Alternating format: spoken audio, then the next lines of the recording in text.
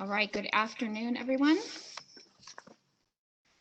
It is Monday, July 27th at 4:01 p.m. I'd like to call to order a special meeting of the Wausau Board of Education.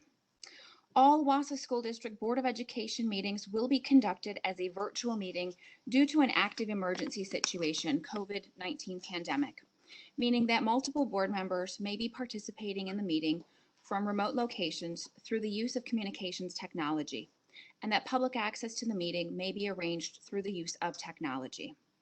Members of the media and public may attend in person by calling 1-415-655-0001, then dial the meeting room access code 133-257-0605, or through the virtual WebEx meeting link found on the district homepage.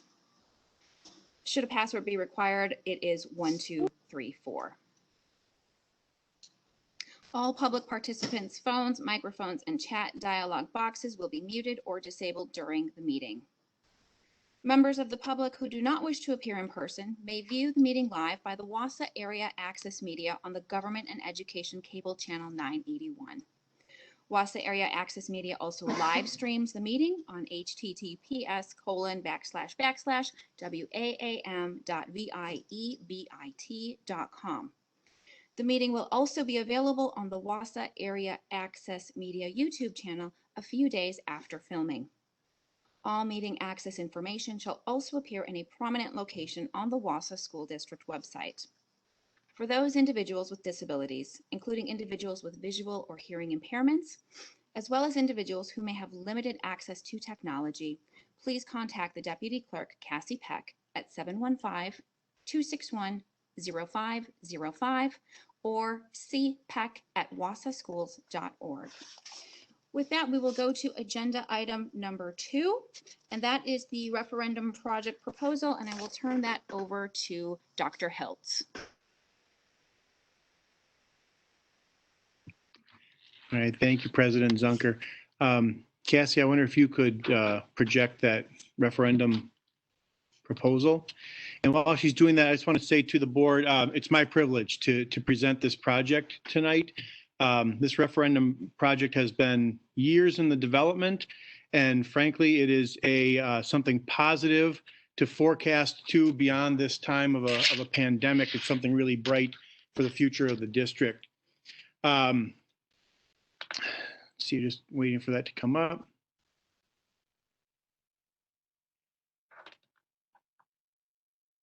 There we go. Thank you. You can go to the second slide. So as always, we start with our shared key interests and our mission, and I won't go through them. And matter of fact, I should note that in this presentation, I'm going to just highlight a number of these slides because most of this has been presented previously and is available on other board meeting agendas. So you can go to the second page of the key interest, Cassie. These were developed back in 2011, and they're a great reference, a great foundational piece for us to build from. It speaks to what the community and the staff want for our students and for our community. And so we always refer to these when we're making significant decisions. Go to the next one. Talk a little bit about the development process. And as I mentioned, this is not something that came about recently.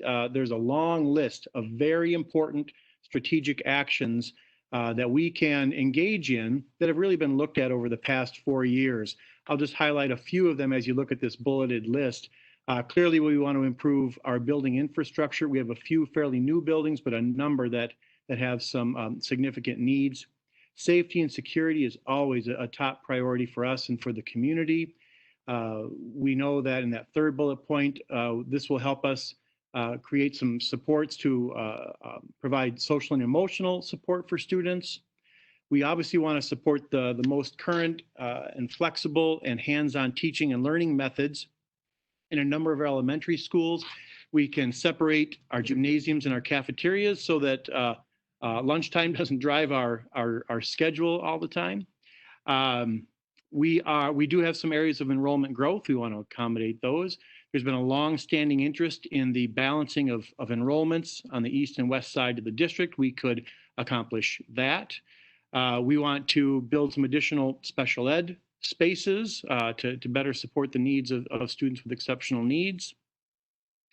We've got a number of deferred maintenance needs. We've maintained our maintenance budget for many years, and so this referendum would help take care of take care of the investment the community has already put into our buildings.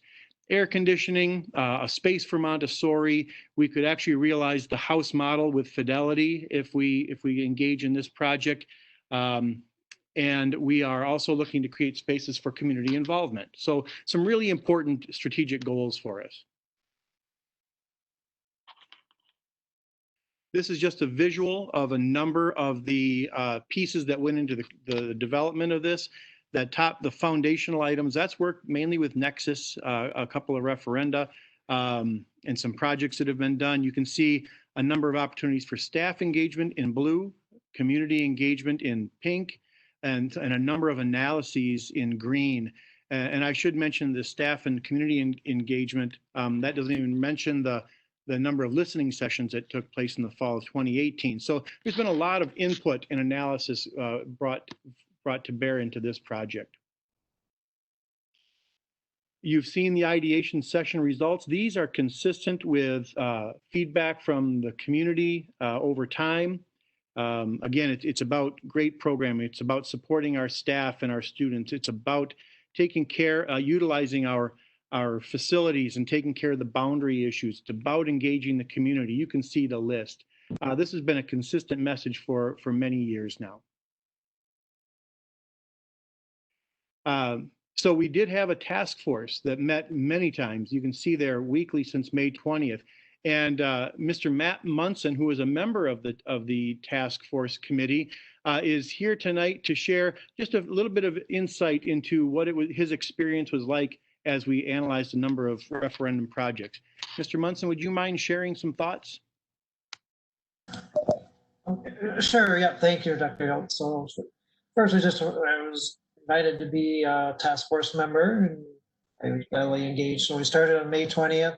We obviously met virtually, and we had 26 task force members on the committee, and then we went through the information for that week. And then we also had our thought exchange where we were able to communicate different thoughts anonymously and confidentially. So that was a good forum in the sense that if you weren't sure about something, you could ask about it. And we had also during that forum, we also could rate different ideas about what people were thinking, and so gave a good indication about what was a kind of a theme or a pattern, which helped out. And then obviously we got a lot of information from Dr. Hiltz and the staff or the administration about what the community said and what the staff said about the plans and what we had to go through and figure out what was the best plan for what the school district will look forward to going forwards for the community. So yeah, overall it was a great experience, and I thought it was helpful for everyone to gain some insight about what would be best for them going forward. So thank you. Thank you, Mr. Munson. And as he spoke about the thought exchange, that's the same process that we use with staff and community on a number of occasions too. And we found that to be quite helpful, particularly in this virtual setting. But even moving forward, there's some benefit to having the ability to share ideas confidentially, and with time to consider the various ideas. So thank you, Mr. Munson. I'll go to the next slide. So kind of finish up the task force piece, they helped us develop the first plan, which I'll speak to in a little bit. And we understand the community did not support that plan. So then the team reviewed plans B and C, and we'll move to looking at those in a minute here. Next. They, a number of pieces of information that they looked at, and this was a really strong, it was a powerful give and take process. This wasn't something we fed to the task force and they just put a stamp of approval on it. They really did a critical analysis. We had a number of of engaging conversations, debates even. And so we feel that we have, you know, a strong community input, deep community input into this proposal. And Plan C, while it's not unanimous, we didn't really ask the task force to be unanimous. We asked them to analyze and give us their thoughts. But the majority does support this plan that we're going to share tonight, Plan C, which we're now calling, we think the name that best represents this project is called Building Our Future. Let's go to the next slide. So before we present the proposal itself, just a reminder of the number of analyses that have been done. So this is the facility condition assessment. This is not about education. This is just the facilities themselves, but it's everything from curb to roof. So that's a very comprehensive analysis of every school. And we did a boundary analysis. We know that each green dot is a student. So we know where our students are. And then we also, in the next slide, we did a number of analyses around population trends and housing. And so we have a good projection of where our enrollments will be in the near future. Obviously, a capacity analysis of our schools. As you can see, the current 2019 third Friday enrollments, the operating capacity, which is 90% of full capacity, and the current K-5 utilization. And you can see where we fall on those, but that went into our development. Then we also did an educational adequacy assessment. This one happens to be for John Muir. Anything in green is great. Anything in yellow is acceptable. Anything in red needs attention. And again, we did this for every school. We're just reminding you with this screen what that report looked like, and I believe we gave that back in the fall. Lastly, before we share the proposal itself, this does forward a number of our strategic plan interests. In terms of the achievement goals, obviously creates improved learning spaces, flexible learning spaces, spaces for hands-on learning, also improves the climate and the technology infrastructure. Wellness is another important one of our 5 strands, and we, through this proposal, would end up with full pupil services teams at each of our elementary schools. We would have dedicated spaces for community service providers and staffed behavior support rooms. This is just a little bit of background that connects the socially emotional pieces to the academic growth that you can read at your leisure. OR, the operational resources, again, one of their goals was a comprehensive pupil services team, but you can also see a number of the efficiencies that we realized through this project. And very, very important at that last bullet is this is all being proposed with no tax impact, including the potential for an operational referendum, which I'll speak to in a few moments. Service goals, just a couple of areas of service. As I mentioned, we would propose to have community rooms, and we would improve the safety and security of our buildings, which clearly is an important service that we offer. And people, of course, it's all about the people. And so a number of things, such as separating gyms in the cafeteria so that the schedule can be built more around education. We would have student and staff support systems that could be supported with this. We would have that full house model, which improves the learning climate in our middle schools. Again, those high quality teaching and learning environments as well as just the living environments. So next, if you remember, I just want to kind of close the communication loop about the first proposal. We asked the community, we asked the staff, would you like us to reinvent the Wausau School District? And you may recall that we had considered merging a number of elementary schools, restructuring middle level education.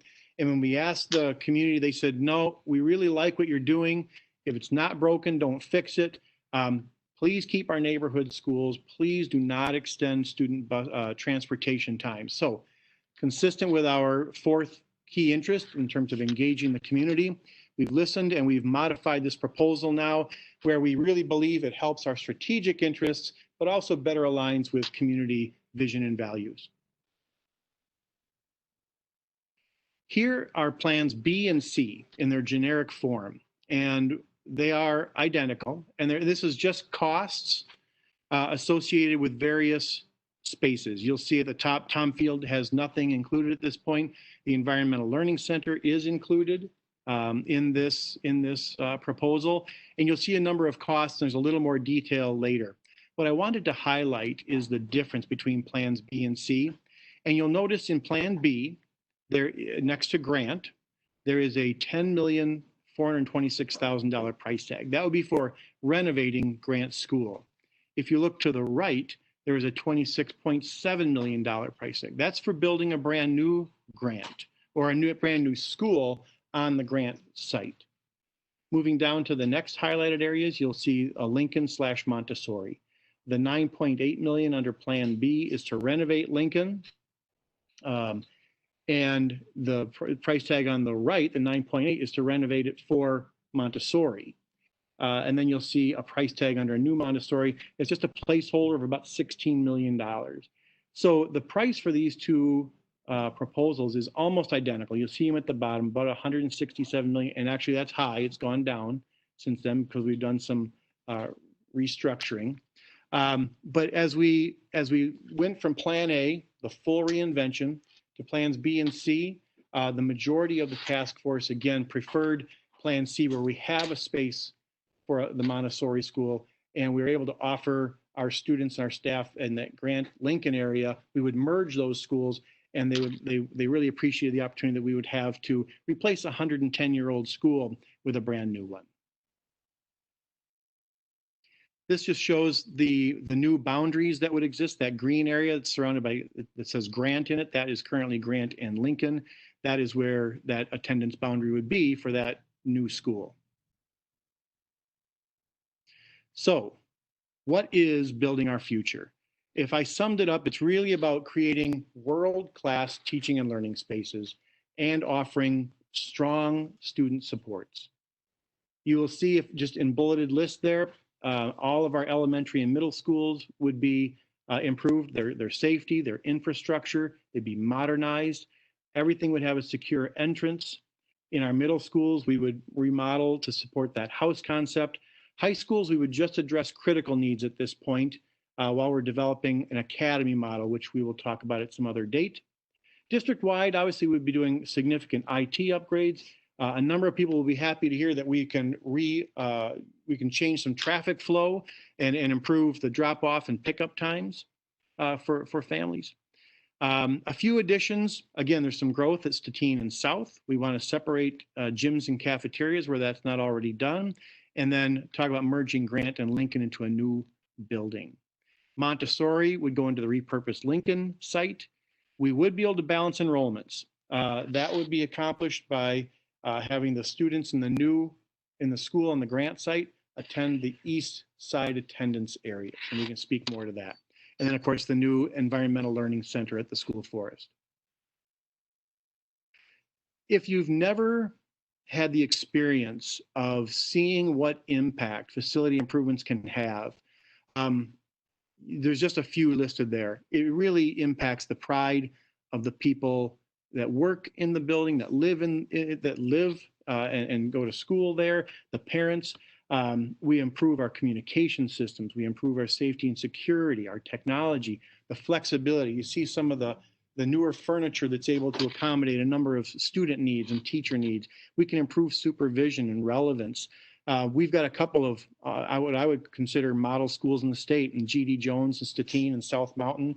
Not that all of our schools don't have some wonderful spaces, but someday I can tell you a story of dramatic impact of how the improvements to a school could really impact the climate and the educational opportunities for students. We'll save that for another day. So this is just a few examples of what we would be doing. This, as you can see, is John Muir. Anything in green is an addition. Anything in blue is a remodel. You will see that there's some additions to make room for that house model. And that, of course, takes into account the decreased student enrollment that would be shifted partly over to Horace Mann. You'll also see some roads. We've had some work with the city already. We would be changing traffic patterns significantly around here to make around John Muir to make that a safer and more efficient traffic flow. Again, this is a curb to roof kind of a referendum. You'll see this is Hawthorne Hills. Excuse me, everybody kind of knows about the end of the road at Hawthorne Hills and hard to get in and out.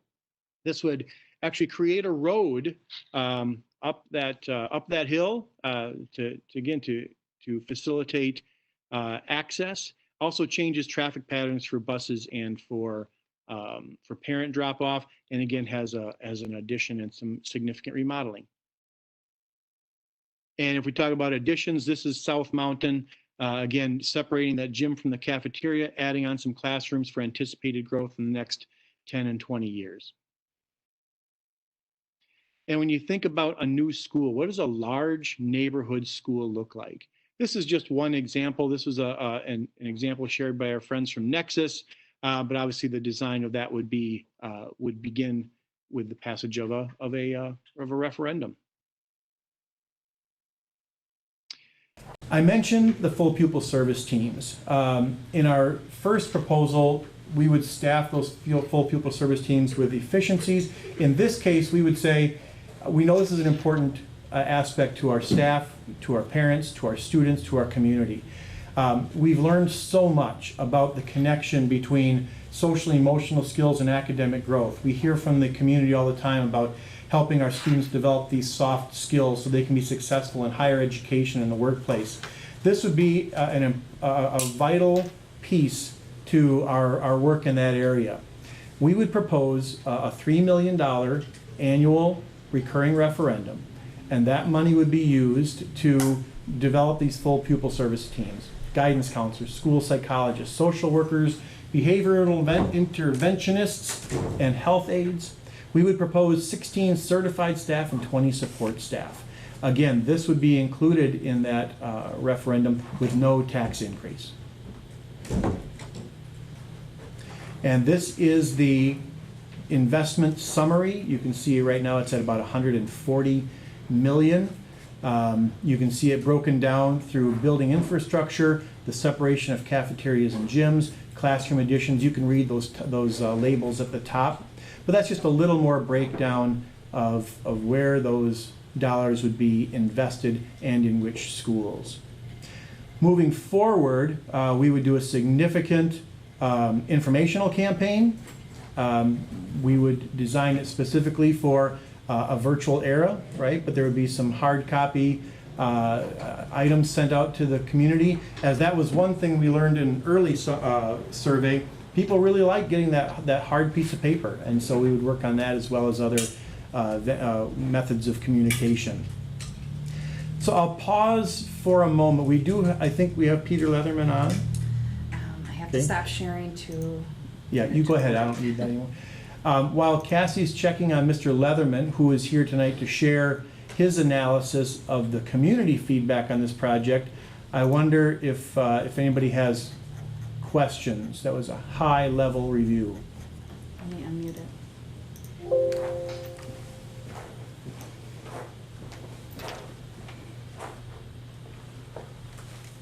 Apparently I nailed it. Peter, if you can hear me, I hope you can, I'll interrupt for a second. Peter Leatherman is on the phone with me. He's having a hard time connecting via computer, so he's going to be coming through my microphone and his phone, and I might have to do some muting of my audio so we don't get Can you tell him that, Cassie, so we can get feedback? Peter, are you He's there? hooking up right now. Oh, Peter's telling me Cassie might have figured it out, so we might be doing it through Peter's audio. Everybody hear me okay? Yep. Good to go. Can we hear Peter now? Because I muted my phone. Can you still hear him? Yeah.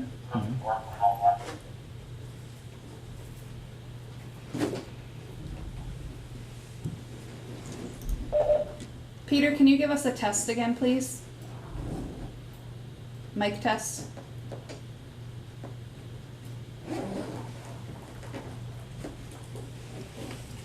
Peter, can you give us a mic test, please? Not acting like he hears you. Oh,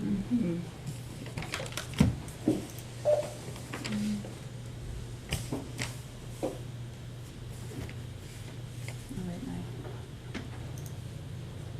no. We just heard him. Peter, we can't hear you.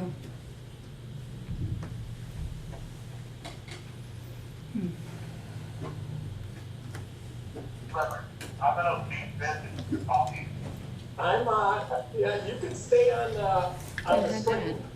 Cause I kept you on the phone, cause I had a feeling this might happen, so they can hear you now, but they can hear you through my computer. So that makes sense. Yeah, as long as they can hear me, I'm pretty good. I just got to from the PowerPoint then. I'm bringing it up right now. Can you do that, Cassie? Put up the PowerPoint, perfect. Do you need me to tell you what's on the screen, Peter? So I can see it now. Perfect. Can we get Peter to speak up, or Bob to bring his phone up or something?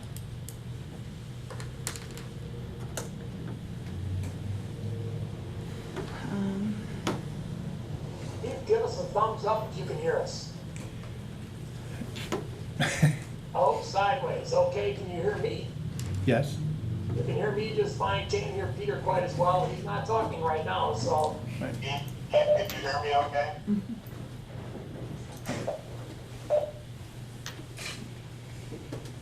He gave a thumbs up, Yeah, so we're good. Let's go. You gave a thumbs up, all let's right. fire away. All right. Just to review, it's the same methodology, there is one last fall, and one in May of this year. One with 400 randomly selected households across the district. The interviews, hot off the presses. So the interviews were done the week of July 13th to the 17th. This was a much shorter survey testing the new plan. So the average interview time was only 6 minutes. Non-response rate was 4%. The overall results that are projectable was the 400 samples with plus or minus 5% in 95 out of 100 cases. Just put up some of the demographics. No major shifts between any of the three surveys. Cell phone only households this time were 39%. Landline only were 12%. And both landline and cell phone were 49% of the sample. With, like I mentioned, the demographics overall, 34% has been in the community, has been in the district for less than 10 years. Well, 1 out of 5 folks in the district for over 30. 17% indicated they had preschool children.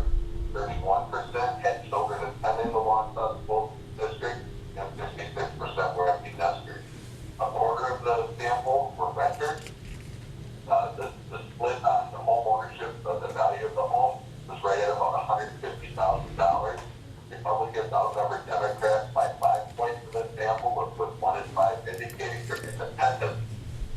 While some described as a political ideology scale, 53% were conservative, 26% were moderate, and 18% were liberal. The second chart on demographics, pretty much we have 20% in each of the 5 age groups, with 23% being in the millennial category and 18% being over the age of 65. The median education attainment in the district, once again, was some college experience, albeit short of college graduation.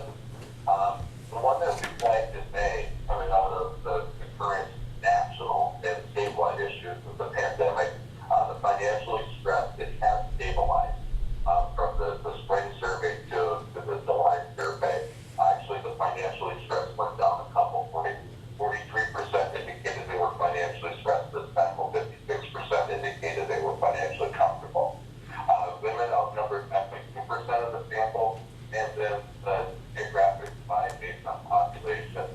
Third of the sample was on the east side of the Wisconsin River, while 2/3 were on the west side of the Wisconsin River.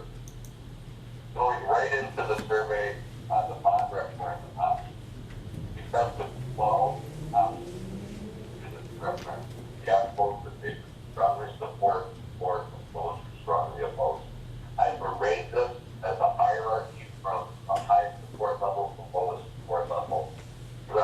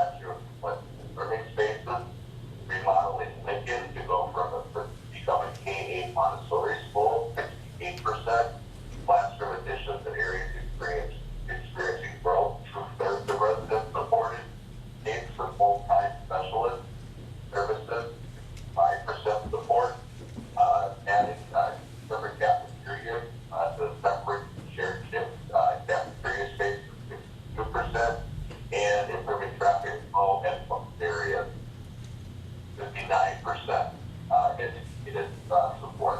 Only 2 options had less than the majority support. And it's interesting that the 2 options were both had support. The new elementary school, the Merck, Grant, and Lincoln.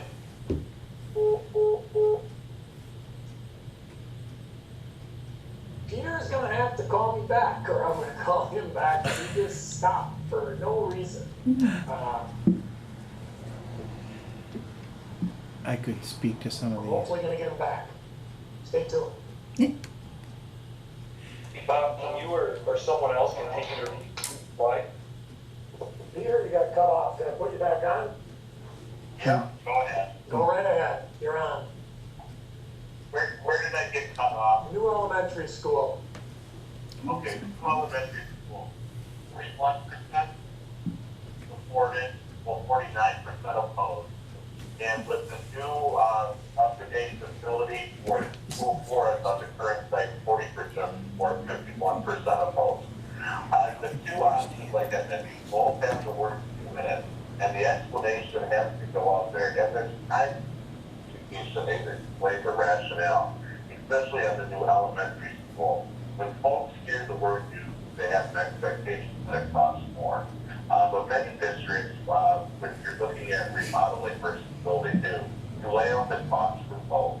And especially, I think in this case, remodeling Grant and Lincoln, and then having to provide a K-8 Montessori school site, explain how the costs are pretty similar and the explanation of the process for the decision.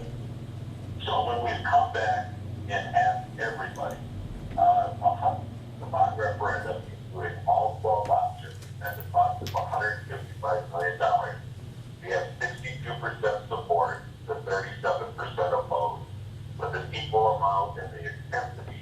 37% feel strongly, and they split equally 19% strong support, 18% strongly opposed. When we look at the reason of the bond referendum, you have 18% indicating that you should support, 17% indicated that they have children in the district, 14% indicates that there's no tax increase, makes sense. And then the bottom 5 actually tally in at this point at 14%, basing their decision on it, whether it's just needed overall, it's security, space, needs balance and enrollment, need a new school. And so that's good. And as communications ramp up and the messaging and reasoning and rationale behind the plan comes out, the need will rise. Number one reason for folks support. What are opponents saying? They're saying that they don't want any, they want the tax decrease. They don't have any children in the district. They point with more spending. They don't want to build a school at 4%, 3% they not needed. The East-West Loop is at 2%, and 3% to say, my taxes are already too high. What this thing comes in is a net, and if you look at the portion, you have 14% basing their support on need. Only 3% are saying this is needed. It really comes down to whether they're a constituency or whether they have concerns about spending or taxes. So we followed up with the 37% that indicated that they opposed the $155 bond referendum. We asked them, would you still oppose if it did not include elementary schools? 26% of the 37% indicated that they would support the bond referendum. 54% would still oppose. Not having the new elementary school in picks up 9%, but you already have 6% of support at the outset. And really what it does is it just drops you out in the core opposition. What we saw in the fall survey and the May survey, approximately 1/4 of it would support any project, no matter what it's for and how much it costs or doesn't cost. We then tested a $3 million per year operating levy that actually had a bit more support, 70% support, with 28% opposed. So look at the intensity of this one, 13% feel strongly. We have 23% strongly support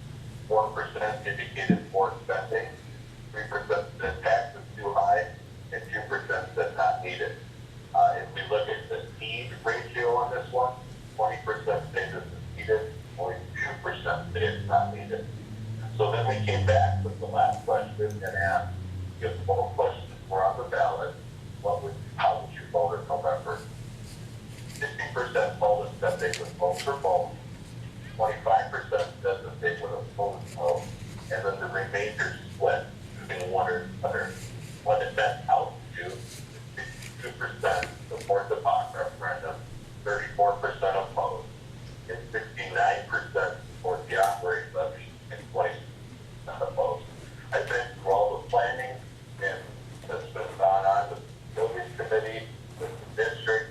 I think the school district has finally arrived at a plan that has good chance to be done in November with all things being equal with what's going to happen with factors that are out of your control, whether it's a pandemic, statewide closing, all of those sorts of issues. So if everybody heard me, I'd be happy to answer any questions.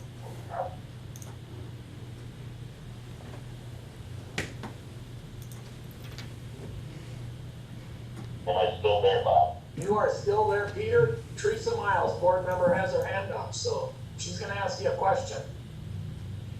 Yes, can you hear me? I can hear you. All right, I was gonna question the wording about, a new school forest question, because I thought we were just looking at replacing the, building that is falling apart and replacing it with new instructional, building. Is that how the question was worded, a new school forest? The question was worded specifically. I believe the word was the state-of-the-art facility, replace the current school forest, facility on its current site. Well, I think that's a bit confusing. If you really didn't know the layout of the school forest, it sounded to me as though you were thinking of replacing everything out of the school forest. That's just my opinion about that question. Teresa, your opinion was shared by several on the task force. We actually talked about that last week and how any kind of information campaign would need to include exactly what that means. It's not a brand new school forest. It's replacing one of the buildings at the school forest, but you make a very good point. Yeah, it does come down to communication, because as trained and go in depth with what's included, what's not included, we're making broad strokes with the options listed. But an explanation on the full foresight difference included in the package, would be necessary for the community. And it also goes to the fact that we didn't ask the question, but keep in mind that the fall service, we found out 25% of people had no idea you had high school. There's probably a much larger percentage that aren't even aware of the forest facility. Thank you. Beth, did you want to go ahead with your question? And then after Beth, I see Lance has his hand up. Okay, I have a question about the operational referendum. I know that it's stated that we want to be able to have people services team and less staff traveling or no staff traveling. I'm just wondering if that 3 million gives us enough flexibility in other areas of the budget. Because, like this year we've had to freeze salaries, and we know that salaries and benefits is the majority of our budget. So I guess I'm wondering how we arrived at that 3 million, and if there's enough flexibility in there for other needs besides people service teams. I'll start with that question. The 3 million is probably 2.5 million for additional staff. Additional staff that would create full people services teams at every school. Operational referenda are difficult to use for paying for salary increases. If we think about teachers alone in a typical year, let's take last year as an example, the raise for teachers was $1 million. So the $1 million, if that were a referendum question, after giving raises for that year, that $1 million is used up. The following year, you need another $1 million. And the following year, you need another $1 million. So using an operational referendum to pay for raises that have a recurring nature and beyond a recurring nature have an exponential nature, it makes it difficult. So this referendum, $3 million, is planned $2.5 million for additional staff, $500,000 for the flexibility that you talk about. Other staffing needs, other operational needs is the way the question is actually worded. Keith, I know you were unmuted there for a second. Do you have anything more to add? Nope, you did a nice job, thank you. We have every year you know, if we're gonna have a referendum, especially an operational referendum, I'd like to see it give us some wiggle room so that we don't have to do things like freeze salaries or say we can't move everybody over to the new compensation.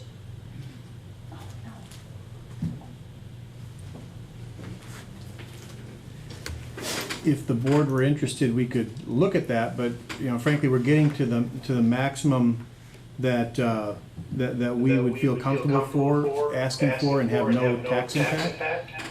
And that's a key piece to the timing on this, because we, you know, realizing that we're in this pandemic, we wouldn't be going to referendum if we had to be raising taxes. I don't know if other people feel this way, is that it's important for us to take care of the staff that we have now. And not just keep adding staff and then squeeze everybody when it's time for a cost of living increase or freeze pay. I mean, I'd like to see some kind of solution to that if we're having a recurring operational question. That's just my opinion.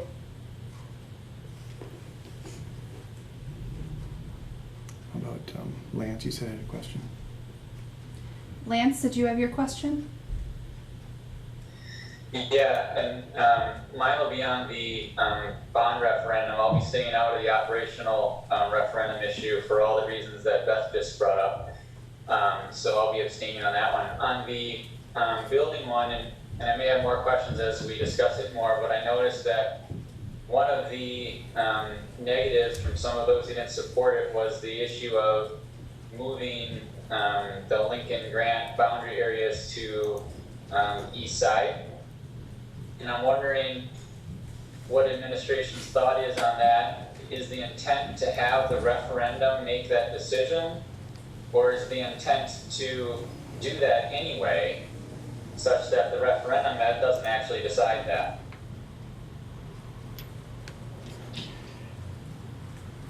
Okay. Can you mute? We could do it either way, Lance. I understand the concerns about moving students from one side to another.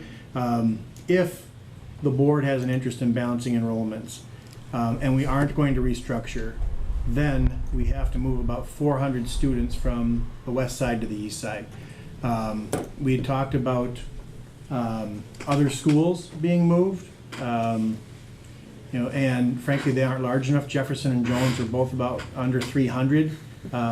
So that's why we selected these two. We could move them regardless of the referendum. We were just trying to share that as one strategic initiative that we could accomplish, you know, in this way.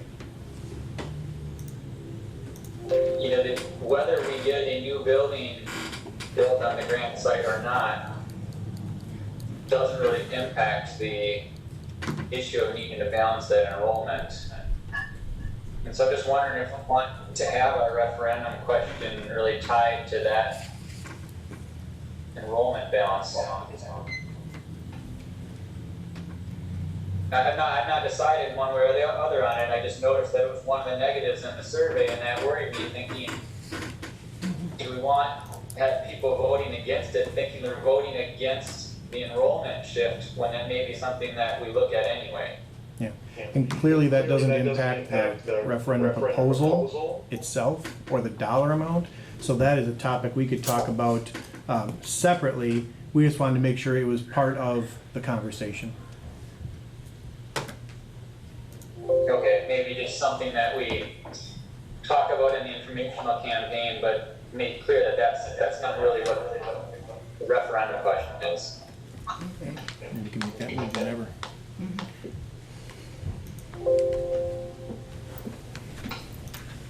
Jane, did you have a question?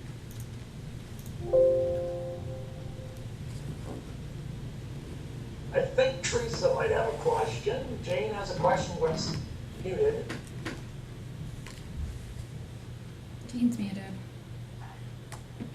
Couldn't get it to unmute. Okay. I just have a question for Bob. You did so much of the heavy lifting with the last referendum. Do you have as much confidence in this one as you did in the last? Confidence in that I can do the work or that it'll pass? What? Yes. I know you can do the work. I just want I to have know. all the confidence in the world in the work that I'm doing. We did a lot more work polling the community this time around. We really did. And that, in that regard, I have more confidence in this one. Polled the community 3 times. We had the ideation sessions.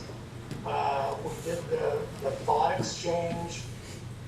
Much of that work we did prior to 2013 or my arrival for the last referendum, so maybe I just missed out on that fun. But we did a lot of work trying to build something the community wanted here. So yes, I do have confidence. Okay, thank you. Welcome. Teresa? The board, when we went around with the 29 million, and one of the drawbacks with grant, and during that proposal, it was building a new grant school. And many people opposed that because of the location, being on Bridge Street, being a high traffic area, and also inadequate parking. There were a lot of reasons, and so we had to pull that. So I found it interesting that that's now back on a front burner when I heard all the negatives last time. So I just feel that, again, we're facing putting a school on a very busy part of town, and it's also very limited to parking, and I'm not so sure I think that's a good idea, but those are just my opinions.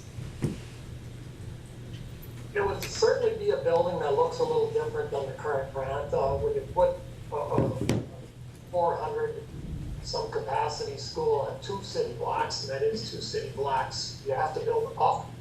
You have to perhaps get a little closer to the lot line, and you have to pursue alternatives to parking. We own a little bit of land on the south side of Grant for some parking, and maybe there'll be an opportunity to expand that, similar to what we have on Franklin. However, Franklin has to cross Bridge Street to get to their parking lot. We would hopefully go to the south from Grant, but it's all a possibility. But I understand what you're saying. You'd have to build up, and you'd have to make the most of your green space, but it can be done. And it's Yeah, this is Lance. I just wanted to add that those were some concerns we had back then, but we did look at a project of building up, and it was doable. But really the big thing that took it off the table back then was the price tag. We were at that point where we had the community survey that we believed that they would approve it, and if we went over that dollar amount, the approval dropped way off. And so we had to reduce our total cost. That was another big reason why we took that one off. We just couldn't afford it because taxes were gonna go up.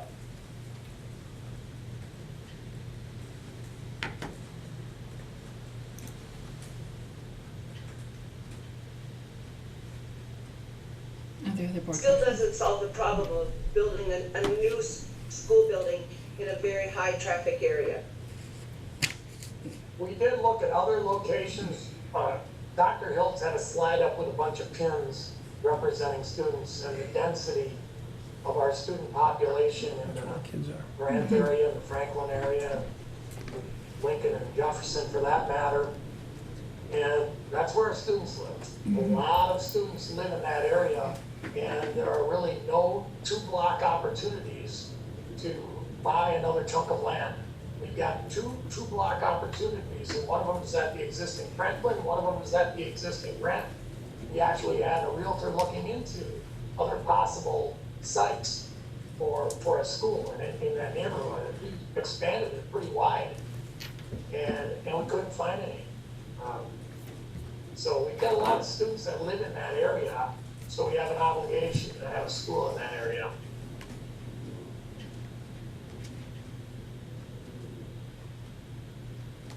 I wonder if we should go to the resolution. Yeah, are there board member questions? I don't see any more. Any other questions from board members? Peter is still on the phone. If we have any questions for him, he can stay on the phone all night. I don't know what else he has going. Still there, Peter? I'm still here. Okay. Okay, I'm gonna say something. Yeah. Go ahead. Board members, if there aren't any other questions, I'm gonna move us on to the resolutions. We'll speak to these. Okay, so this would be agenda item 3.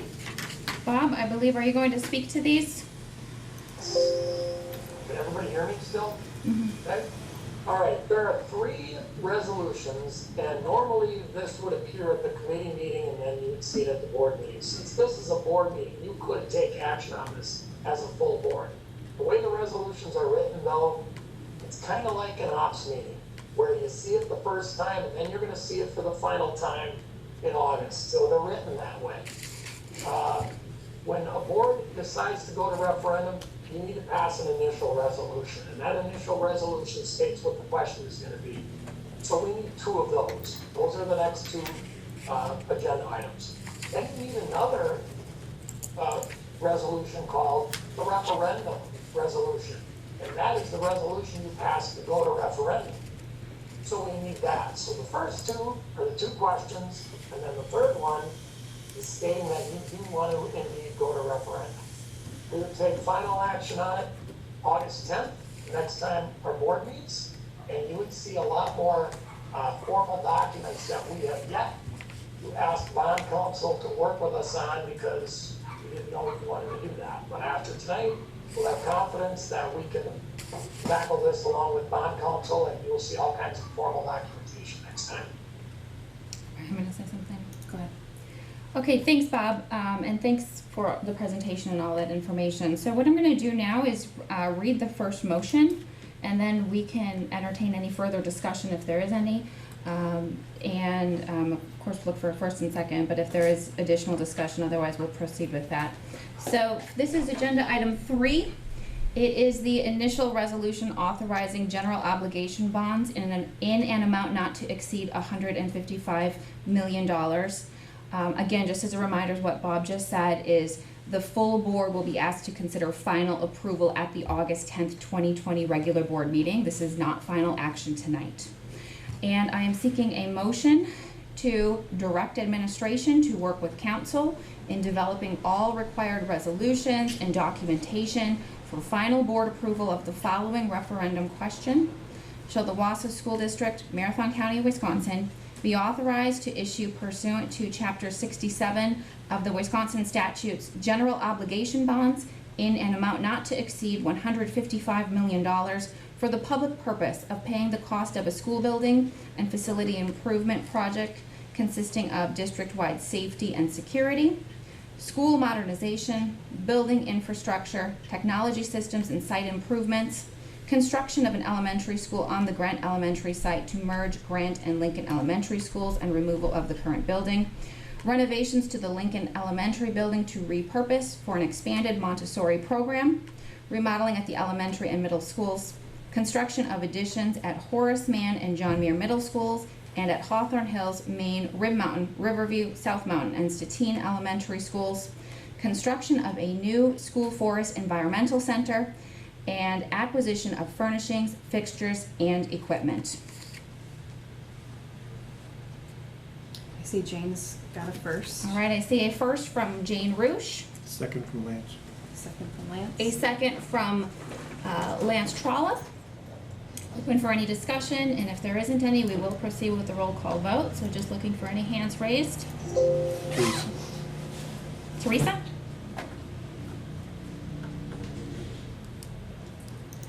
Go ahead and unmute with your question, Teresa.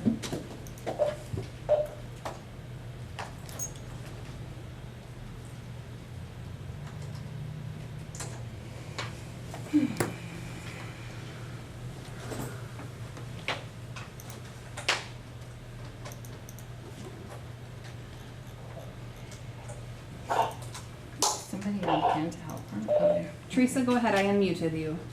Oh, thank you.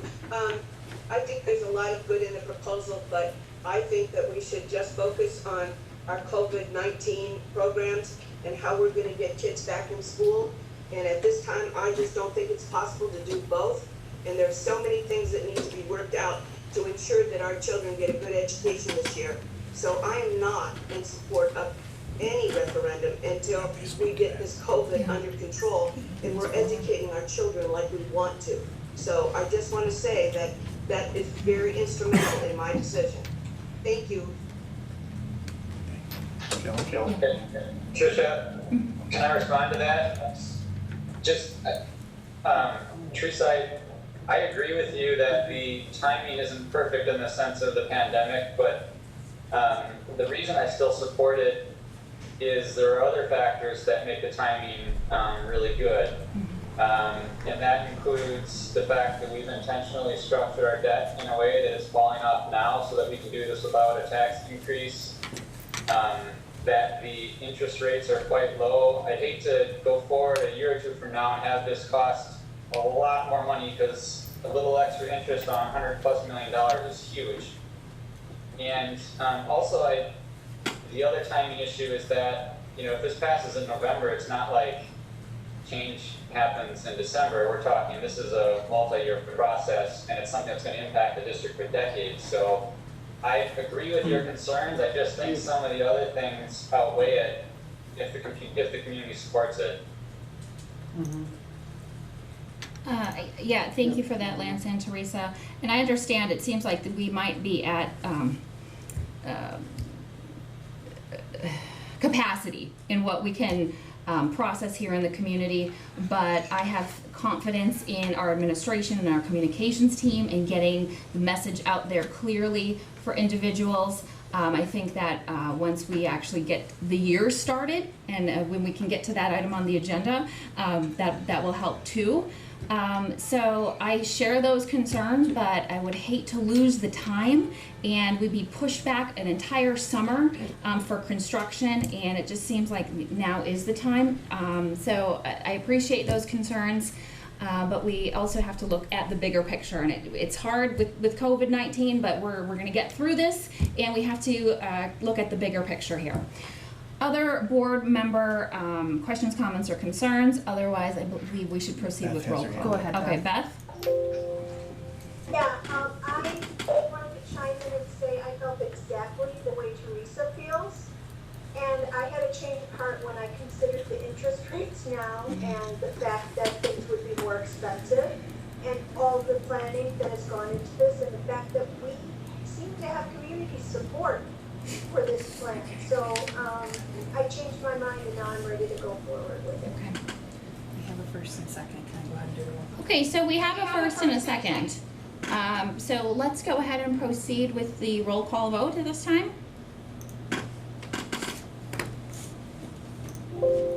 Okay, Jim Boucher, Yes.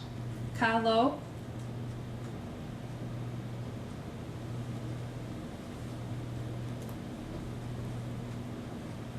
Yes. thank you. Beth Martin, Yes. Pat McKee, Yes. Teresa Miles, Jane Roosh, Yes.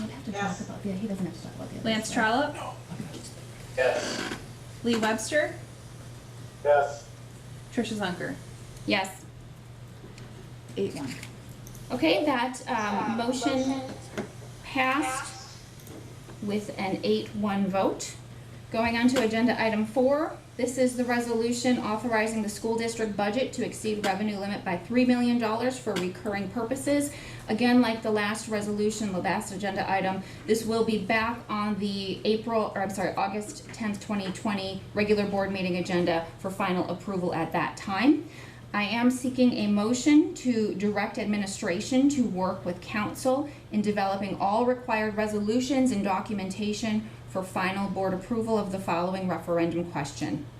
Shall the Wausau School District, Marathon County, Wisconsin, be authorized to exceed the revenue limit specified in section 121.91 Wisconsin statutes by $3 million beginning with the 2021-2022 school year for recurring purposes consisting of expenses related to providing full pupil services teams at each elementary school and other operational and maintenance expenses. Beth Martin is a first. Okay. Jim we Boucher is second. Jim Boucher, 2. Okay, so we have Beth Martin as a first and Jim Boucher as a second. Open for any questions, comments, or concerns from the board? Seeing none, I believe we can proceed with the roll call vote. Okay, Kyle Lowe, Yes. Beth Martin, Yes. Pat McKee, Yes. Teresa Miles. Oh, Teresa Miles. You said no. She said no. Thank you. Jane Roosh, Yes. No. Lance Trollope, Abstain? Lee Webster, Yes. Jim Boucher, Yes. Tricia Zunker. Yes. Okay, 7-1-1. Okay, and that motion passed with a 7 yes, 1 abstention, 1 no.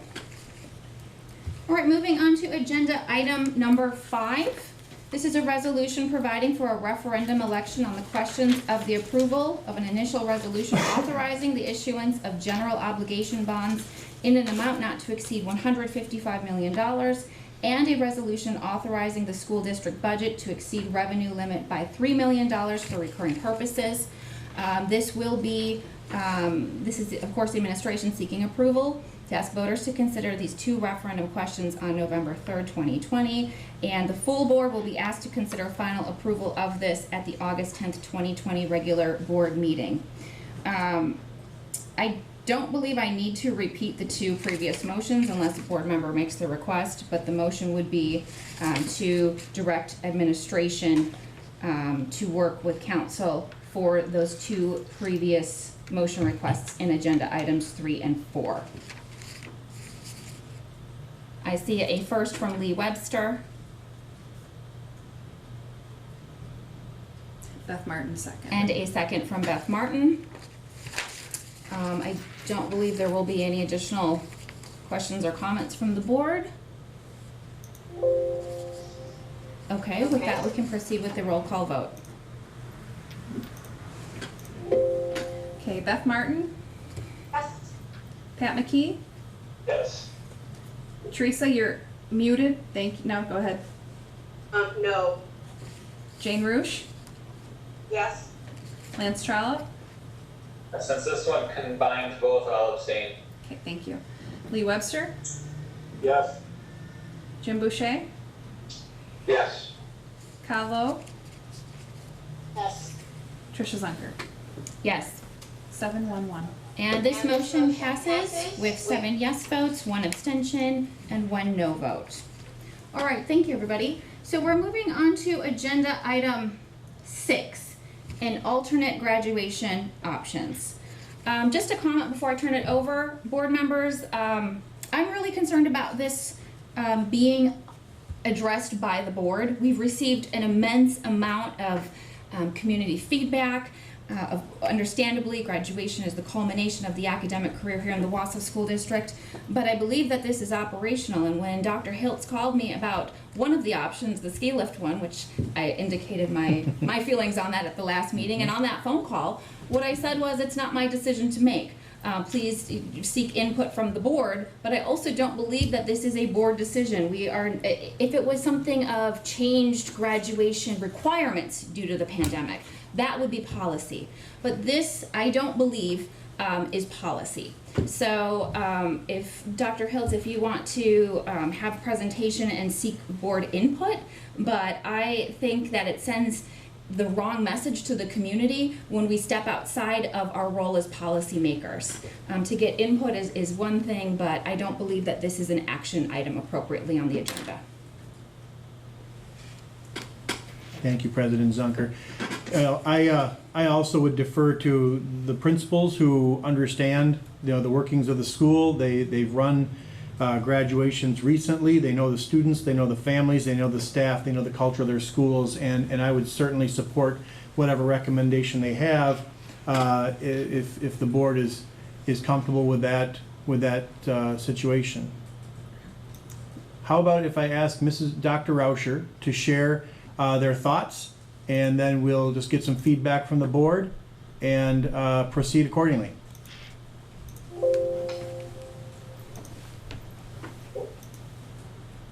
Hello, everyone.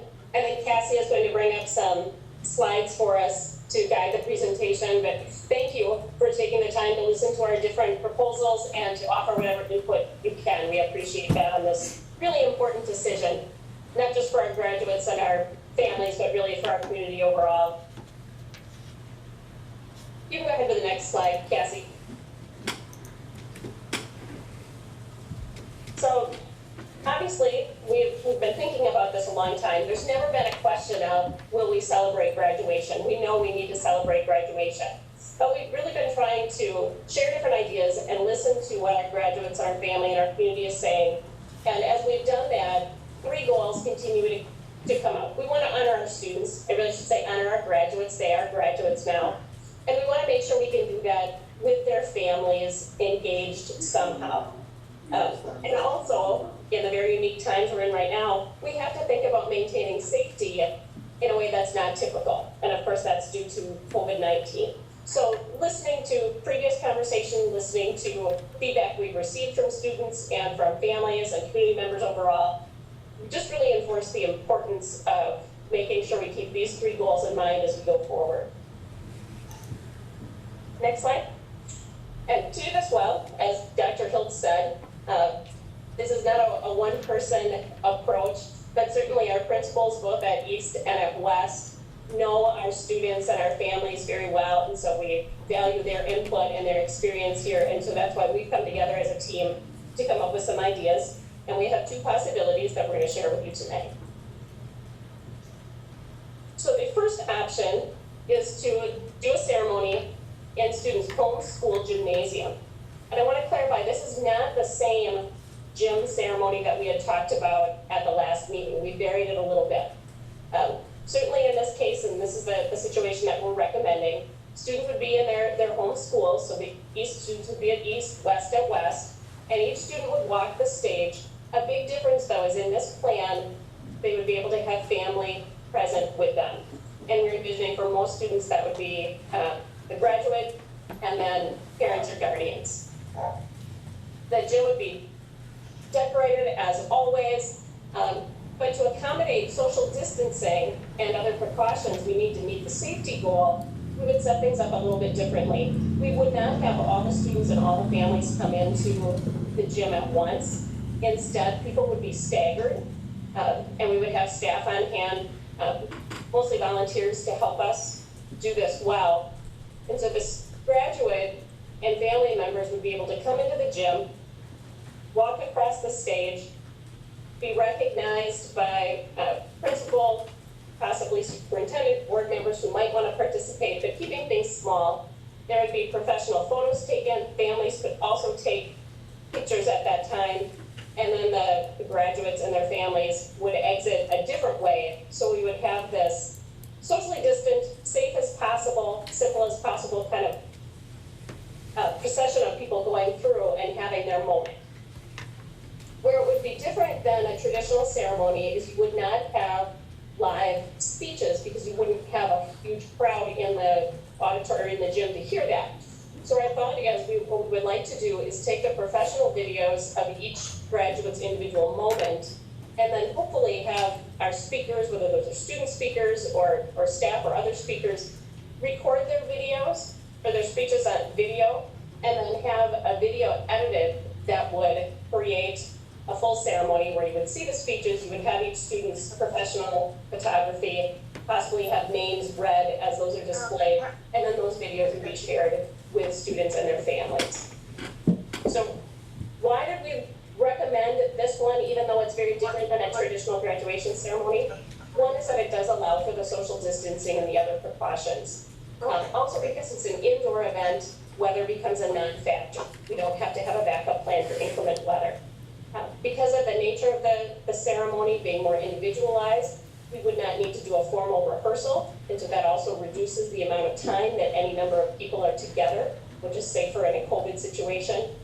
As I mentioned, we would encourage staff volunteers to help us with this. That would be a way for many of our teachers, for example, to be able to participate in graduation, which they would have done on a normal year, again, with social distancing in mind. And we feel it aligns well with the overall health and safety messaging. Some of the messaging our community, as well as we as a district, are putting out is that we want the opportunity to get to a spot where we can be safely together. And until we can do that, we need to follow social distancing guidelines and do that well. So that's why we're recommending option 1. But there is an option 2. And option 2 is to do an outdoor ceremony. This one would be similar to the first option in that every student would have the chance, every graduate would have the chance to walk the stage, and family could certainly be present. We're looking at a familiar field. I know many in the community have recommended Tom Field, where I believe graduations have been held before. Even though families could be present, we're anticipating we would likely need to still limit the number of tickets or the number of people who could be there, just to make sure we're complying with social distancing and other guidelines. We would be able to do the live speeches in the ceremony because we'd be outside. A trade-off to that is we would be spending more time together as a group. So there's an additional potential for exposure, and additional time increases that. So overall, the social distancing is more challenging with this approach. Maybe that's mitigated by the fact that we're outside. We're not sure, but we want to do at least acknowledge that. What I think is especially challenging with this plan is having an inclement weather backup plan. We would certainly need to do that with an outdoor graduation. So we would set up things, probably say at a field like Tom Field, but we would also have to have things set up at a school. And the trick there is we don't know, we have not been able to come up with a way to social distance if we are all indoors together. So we run the risk of having a ceremony planned outside that families and graduates could attend together. But then if there were inclement weather and we had to make a change, we might end up with students only and families maybe not being able to join them. And that our community has said they don't want that option. Families and students want to be together. And there's also the additional communication. We'd have to have time set up, people, letting people know that you think you're going to be here, but if the weather changes, this is what we'll do instead, and getting that communication out is not undoable, it's just an additional challenge. We would also, with a full rehearsal or a full ceremony, we probably need to do a rehearsal. So again, that would be additional people exposed to each other for additional time. We would probably require additional staff because of the setup in both places and just going through that full ceremony piece. And it does have potential to conflict with some of the health and safety messaging. If we're asking people to social distance, to avoid large gathering, and now we are hosting what could end up being a very large gathering, there's a possible conflict there. So those are the two options that initially we were hoping to ask the board to approve one or the other, but certainly would like input on. Just have one other piece here, just an update to the ski lift experience, because we had talked about that at the previous meeting. Please know that this would not in any way become the graduation ceremony or replace either of the other options. The ski lift experience is intended to be a possible addition or enhancement. We've honestly received mixed reviews from the community on this, so I think regardless of which graduation ceremony we go with, before we would go ahead with a ski lift experience, we would survey our students and families to let them know, this is what we're doing for graduation. Please let us know, would you like to add the ski lift experience or not? And then their own interest would determine if we went forward. If we had enough interest to justify going forward, then we would continue to partner with Granite Peak. It still would not be a guarantee that we would be able to do it because they would need a plan and they would need to seek approval through the state parks because of the unique relationship between Granite Peak and the state park.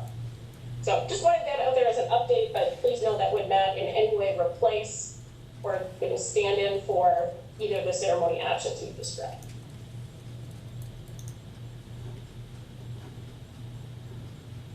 So we welcome your input.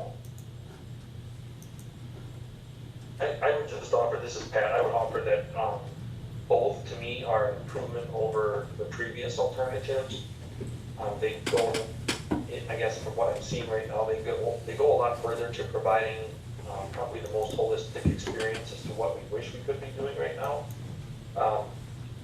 Putting in some of the safety measures that you guys have talked about. If you're going to stagger the groups into a gymnasium, maybe not a perfect scenario, but under the circumstances, it seems to be what I would consider to be a reasonable balance while providing the kids with as close to real experience and families, frankly, as possible. And as for the ski lift one, that one came up, I know, last time because we weren't really at a point where we had anything that was, quote, real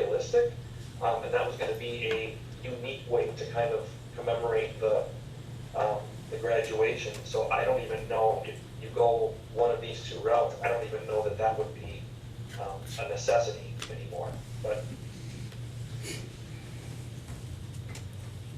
Thank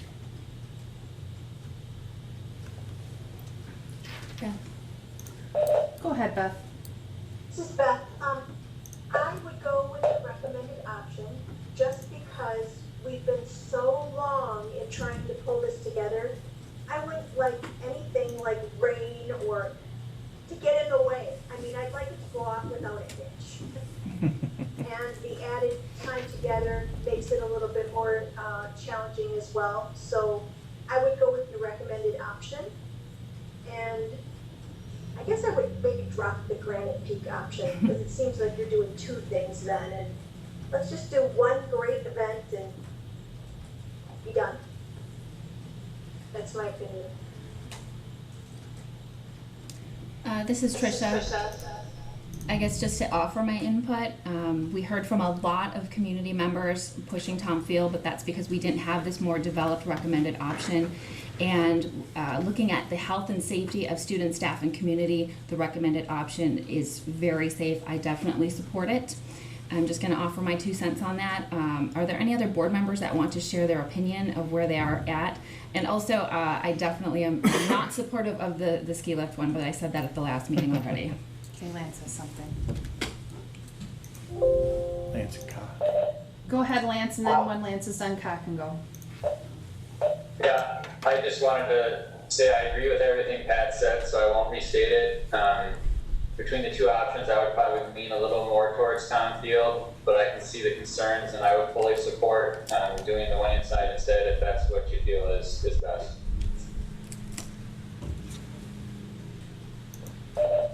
Hi, this is Ka. So when would this happen? Dates are scheduled. First week of August. Next week.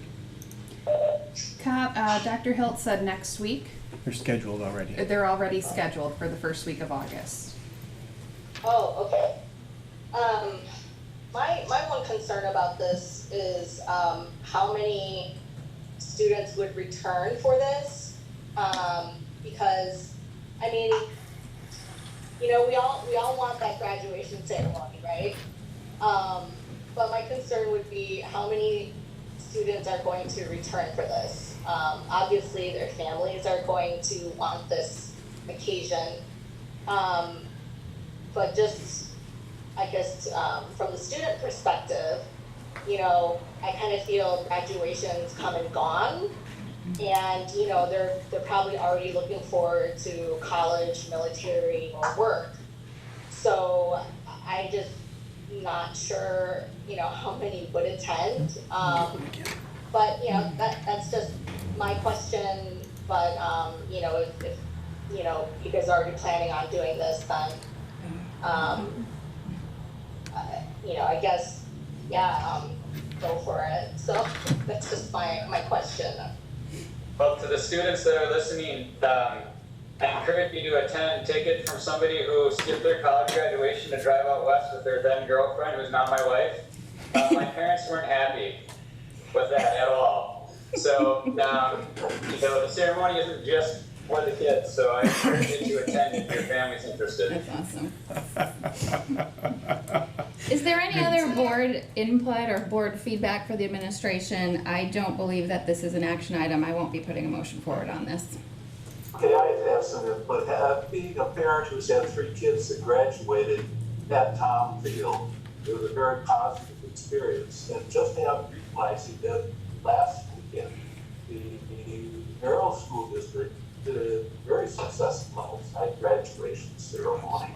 I would tend to favor the Tom Field, but like the rest of you, I do believe that this is a much better option than the ones that we presented before. I would support whatever they come up with. All right. Thank you. Okay. I think we're good to go. Okay, I think we're good to go. So just for the community that is listening and will be wondering, when can a decision on this be expected? I believe we have a Dr. Rauscher, did you have a communication plan following this? When we were anticipating that the board board might take action, then I think we would have put information out tomorrow. Knowing that you're comfortable with the decision in our hands, I would anticipate that the principals and I would connect one more time tomorrow just to make sure we have everything together, and then hopefully still get something out tomorrow or possibly Wednesday. Okay. Thank you. Thank you. All right, thank you. To the extent that you can do that as soon as possible for the community members. We've heard from many, many community members, and they're going to want to know. So thank you very much for your work on that. Okay, let's move on to the next agenda item, which is Project Relaunch 2020-2021. And this I will turn over to Dr. Hiltz to talk about fall reentry and the recommendation. Thank you, President Zunker. Yeah, we're going to cut right to the chase. I know a lot of people are interested, so I've just got a few opening remarks, and then we'll turn this over. And I want to start, first of all, by thanking everyone who worked to develop these plans to reopen the schools safely and productively. Regardless of how we start the year, I suspect that each of those 3 sets of plans will be used at some point this year. And I want to thank the many people who shared their insights about reopening schools via email. I didn't count them, but I know there were a lot. But in particular, I want to thank so many who started off their email messages of words of encouragement and gratitude for the leadership and caring about kids and staff, and a recognition that frankly this is an impossible situation. And then of course they quickly followed up, but please follow my advice, right? So I also want to offer just a couple of insights to help lessen people's anxiety and their fear and maybe anger about this pandemic situation. I know when I focus on the fact that many people are going to be disappointed or frustrated and angry by our decision, or when I focus on how I can't provide everything I want to for students and staff, or when I think about what might be lost by some students, I feel sad, I feel anxious, I feel fear, maybe even a little anger. When I take that and I reframe it away from my own needs and into one of service to others, and when I look around and know that we're all facing this together, and when I focus on what I can do to help our students and staff and families to be more successful, my own fear, my own anxiety are reduced. And so I encourage people to look to serve others in order to contribute to this greater good, and in the same time help themselves. And frankly, the truth is the board and administration find a lot of value in coming to consensus around decisions. However, in this case, the views of what we should do are functionally disparate. Large segments of our staff and community want students to return with no exclusions. Large segment of our staff and community want us to be fully remote. We do have a middle ground of an alternating week schedule, which allows for more social distancing, but in the end, there is no decision that's clearly superior to the others. So we do have some common ground, though. We all want to keep our staff and students safe. We all want to support our students academically, socially, emotionally, physically. We want to keep our students growing. And we agree on those outcomes. Where we differ is on the best way to accomplish those goals. So at this time, we simply need to make the best decision we can. And from that point, we will continue to develop our plans. And also know that as this pandemic evolves, so will our plans. So once the decisions have been made tonight, I ask that people support the decisions and look to help others in implementing these decisions to the best of your ability and our ability. And by doing this, we'll work together and we'll be of service to others, and we'll reduce our own anxiety, our own fear, our own anger. And frankly, we'll be making the best of a bad situation. I am very confident that the board will make the decision in the best interest of students and staff and the community. I'm very confident that the administrative team will implement those decisions to the best of our ability.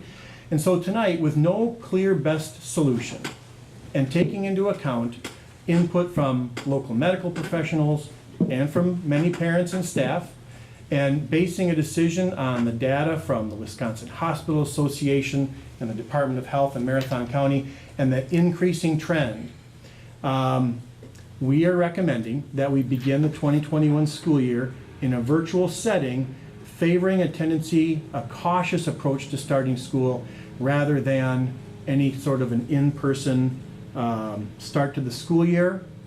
And with that, I'd take questions. Can you introduce Amanda Ostrowski? One thing that I want to address is if board members, if you are supportive of that, but there's a lot of specificity that still needs to be developed, if we could give the administration some time to develop that. Because as we know, in June, we all had this optimistic goal of reopening fully in the fall, and the data doesn't support that. So the administration needs a little time. So for example, a question that I had was, hey, could we have the first 3 days of elementary where it's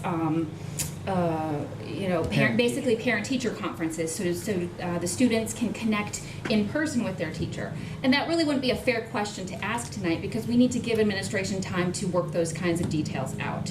So if you are supportive of the virtual option, but have specific questions, it would be ideal to allow administration to develop that. Can I jump in? Thank you, President Zunker. We have these all three plans really close to finalized. If this is the direction the board wants to go, we would just get every detail on this virtual option. And I would like to add, we have a guest with us tonight. Amanda Ostrowski is from the Marathon County Health Department, and she's here to answer any questions that the board may have as well. Thank you, Amanda, for being with us today. My pleasure. Beth has a question. Go ahead with your question, Beth. I'm just wondering if we've committed to a specific amount of time so that we're not stressing parents with, is this going to be 1 week, 2 weeks, a month, a quarter? And I would like to suggest that we commit to quarter one with the option to revisit if the conditions in the community change drastically to make it more safe. Say under 5% or around 2%. We should all have signs. Let's make everybody sign. Somebody gonna talk?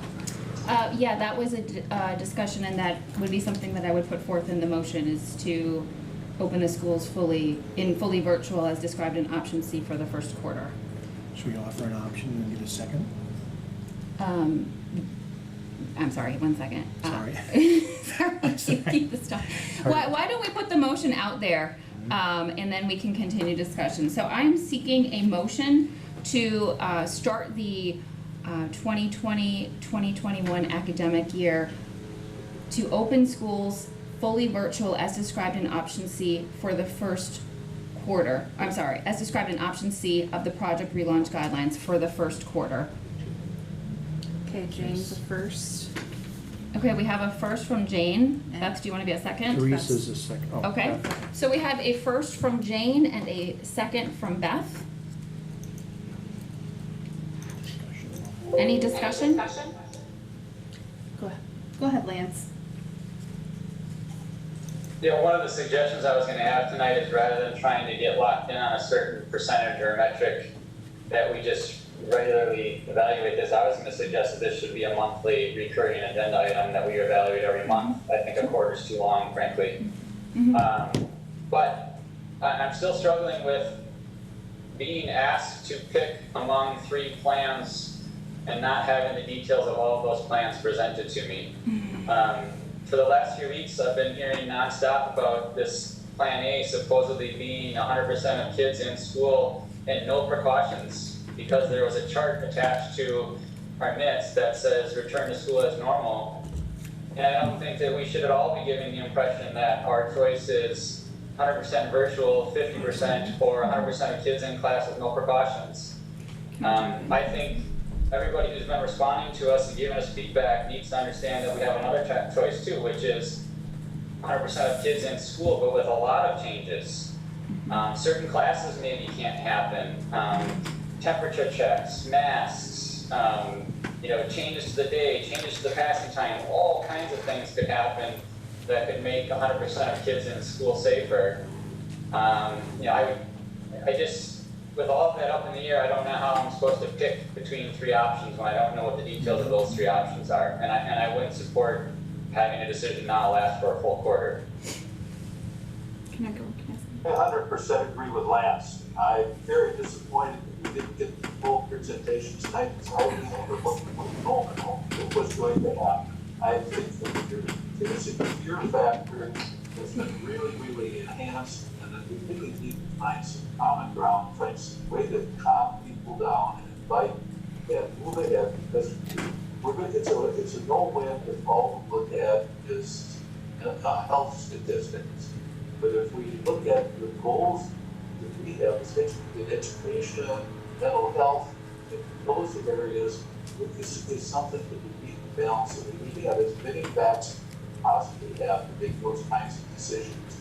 So I do not support the post-fall term. I think that we reevaluating it on a very regular basis and keep looking at all the factors involved. So there would definitely be continued evaluation. I mean, we're in a pandemic, so the idea with the quarter was to provide stability for families, for teachers, to know that you don't have to sit there and consider, am I doing my lesson plan for students in class? Am I doing it for virtual? We could certainly amend the motion, but keep it with starting fully virtual. With option C as described in the project relaunch guidelines, with a specific date of Monthly review. with a monthly review by the board.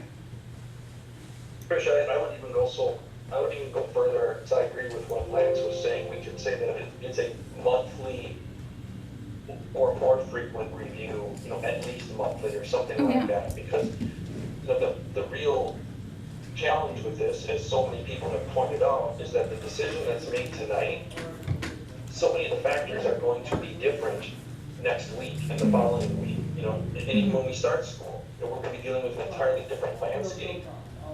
So I think we have to give ourselves the flexibility to address this and get to everybody in school in a quote normal fashion as soon as possible. I would not want to see us bind ourselves to a certain time frame.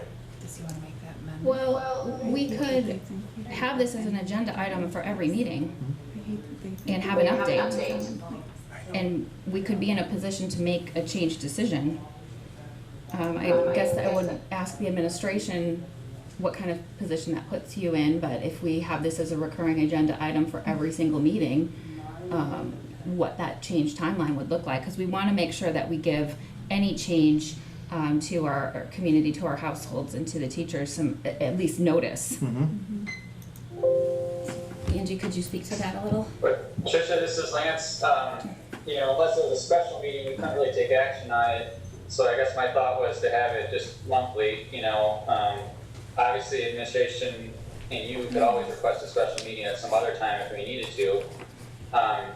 Frankly, I favor the 50-50 start the school year, so that's what I prefer, no matter what the time frame is. But I do hope that we have a review that is more often than quarterly. I don't know, call me an optimistic, but I'm hoping that things look better at some point before then. May I say something? I don't think my hand is being seen, as I've had it raised for a while here. Tricia, I got a few things from the technical point of view. Before I can vote on B or C, I need to know some specific things, whether we're capable of handling. Let's start, first of all, after looking at our 3-year tech plan submitted to the DPI in 2014, found on the DPI website. I've got some questions, such as, I've got 4 questions, and I'd like to have possibly Mr. Uding answering these, because it's going to play a big part in how we deal with Plan B and Plan C. First of all, first question, does each building in our district have enough bandwidth to deliver classroom streaming, video production for lesson delivery, updated technology switches, enough wireless ports to handle all the devices and needs for our students and staff? And then underneath that, I'm asking about the bandwidth. In order to handle all of this, there should be at least one T1 line going to each building with a gig bandwidth in order to handle all of this. B on this would be, is our professional development of our staff up to speed? I'm concerned about our staff having to deliver in a virtual world again this year. Are they prepared to do that? And have we done enough to help our staff? And then do we have enough support for our faculty to deliver this curriculum in a very high-end fashion? So the second question, and John, I hope you're taking notes on this one because I got A, B, and C on that one. And then 2, do we have a plan for tracking truancy so that we don't lose any of our students through this virtual learning? Because we've lost a lot of students towards the end of the school year last year. We all know that. And nationally, that was proven, and statewide. Third question, how will we be grading our students so that we know that they understand the rigorous curricula that we're proposing our faculty to present to them virtually? We need to be challenging them, and we need to start taking a look at, we can't give pass-fail grades now. We got to start giving grades, and I'm looking at it especially at the high school level. They're getting ready for college and for 2-year programs. We need to get those students ready with a GPA that they deserve. And then the fourth question, how many of our teachers have been trained in the delivery of flipped lessons? There are specific techniques that need to be learned. It's not just creating videos. There's a whole process in that. And if we're going to hope that they are flipping lessons, that's been around for about 15 years. We need to make sure our staff has been prepared to do that. So those are 4 big questions that I had in order to consider and take a look at Plan B and Plan C. So there it is.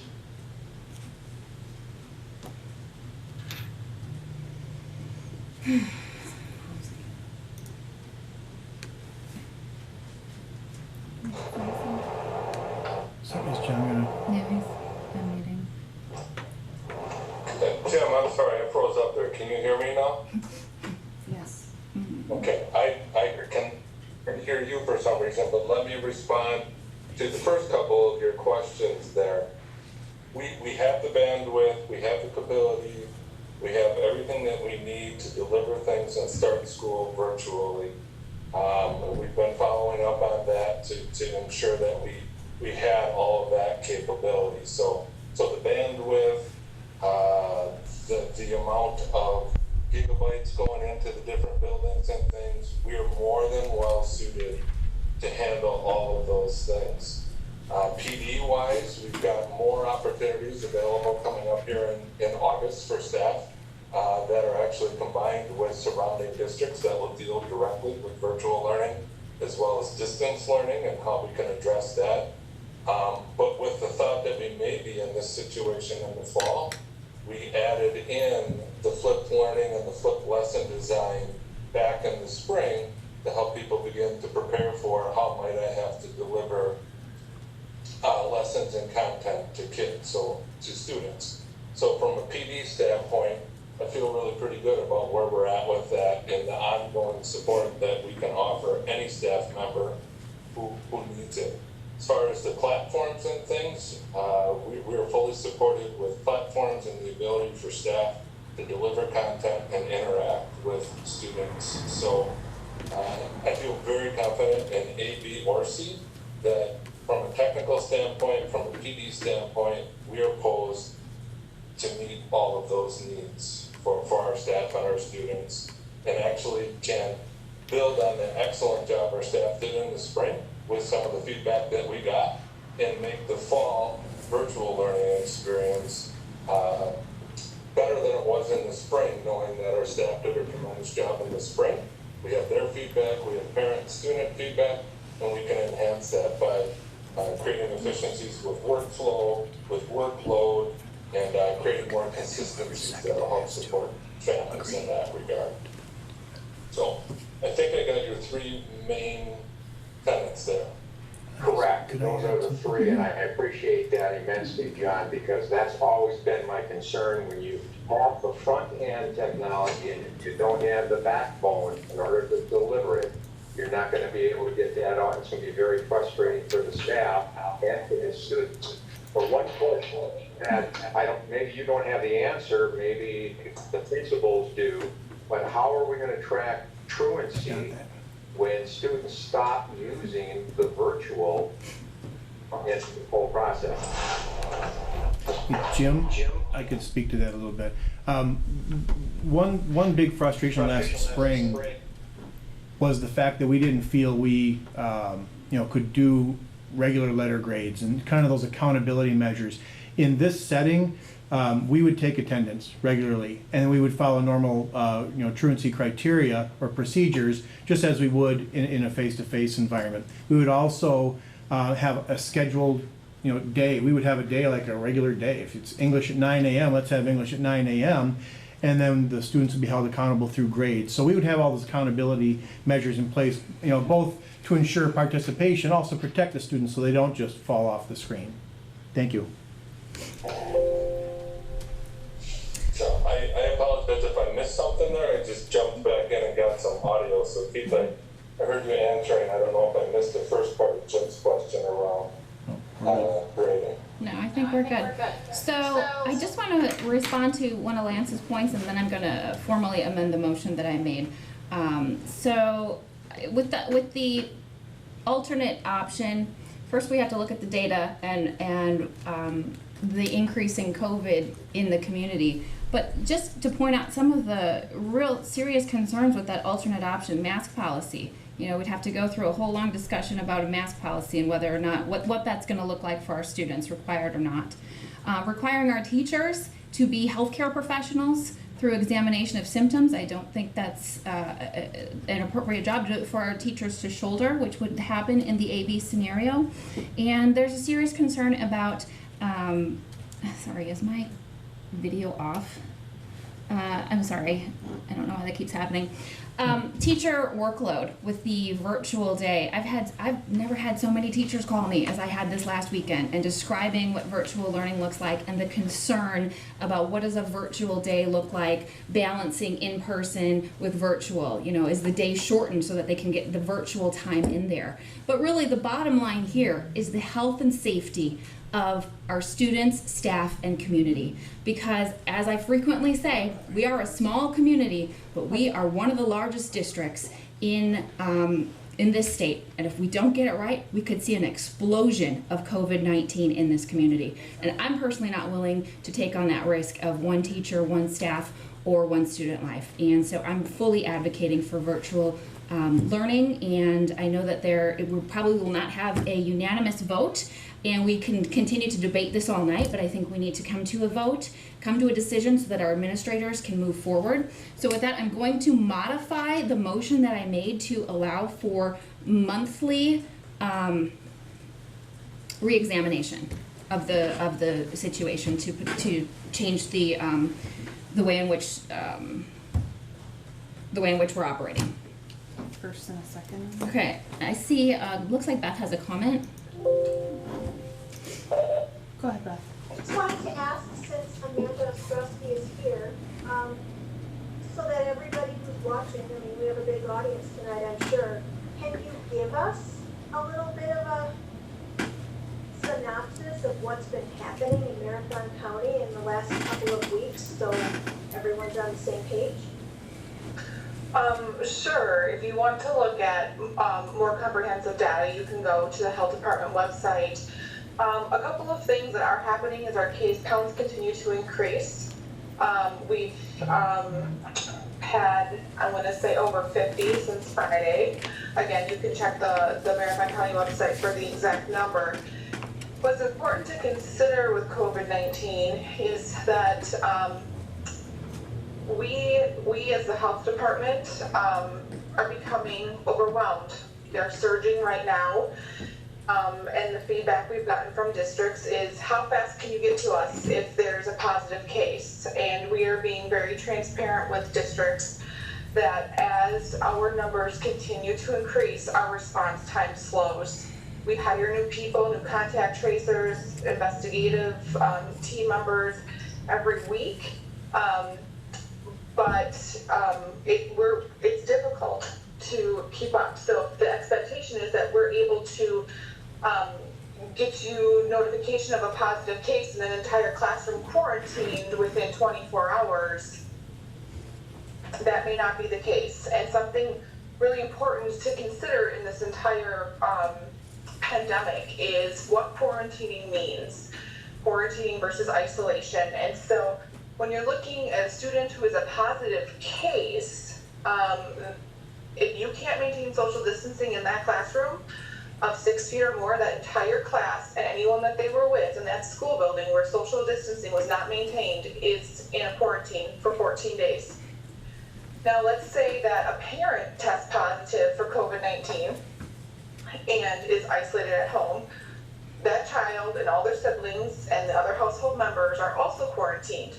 But their quarantine isn't only 14 days. They're quarantined until the positive household member's well date and an additional 14 days. So what that's meaning for Marathon County residents, we have one resident whose quarantine was almost 6 weeks long because household members continue to fall ill. And so it's also important to consider the added stress that that would cause on your system. In terms of if you have a classroom that needs to go into quarantine, you know, how do you get them their educational materials? Because if a child is sick, they may still be able to participate in learning. They just have to do so in quarantine.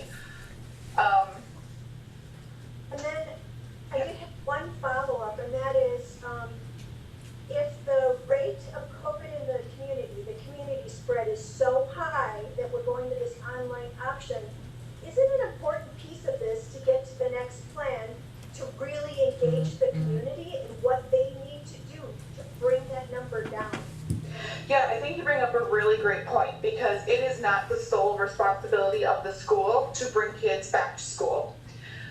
We need everybody, business owners, parents, non-parents, community members, everybody to be practicing the preventive measures, and above all else, that is 6 feet of social distance. When you cannot social distance, to wear a mask, and then washing your hands frequently, and probably just as important is to stay home when you're sick.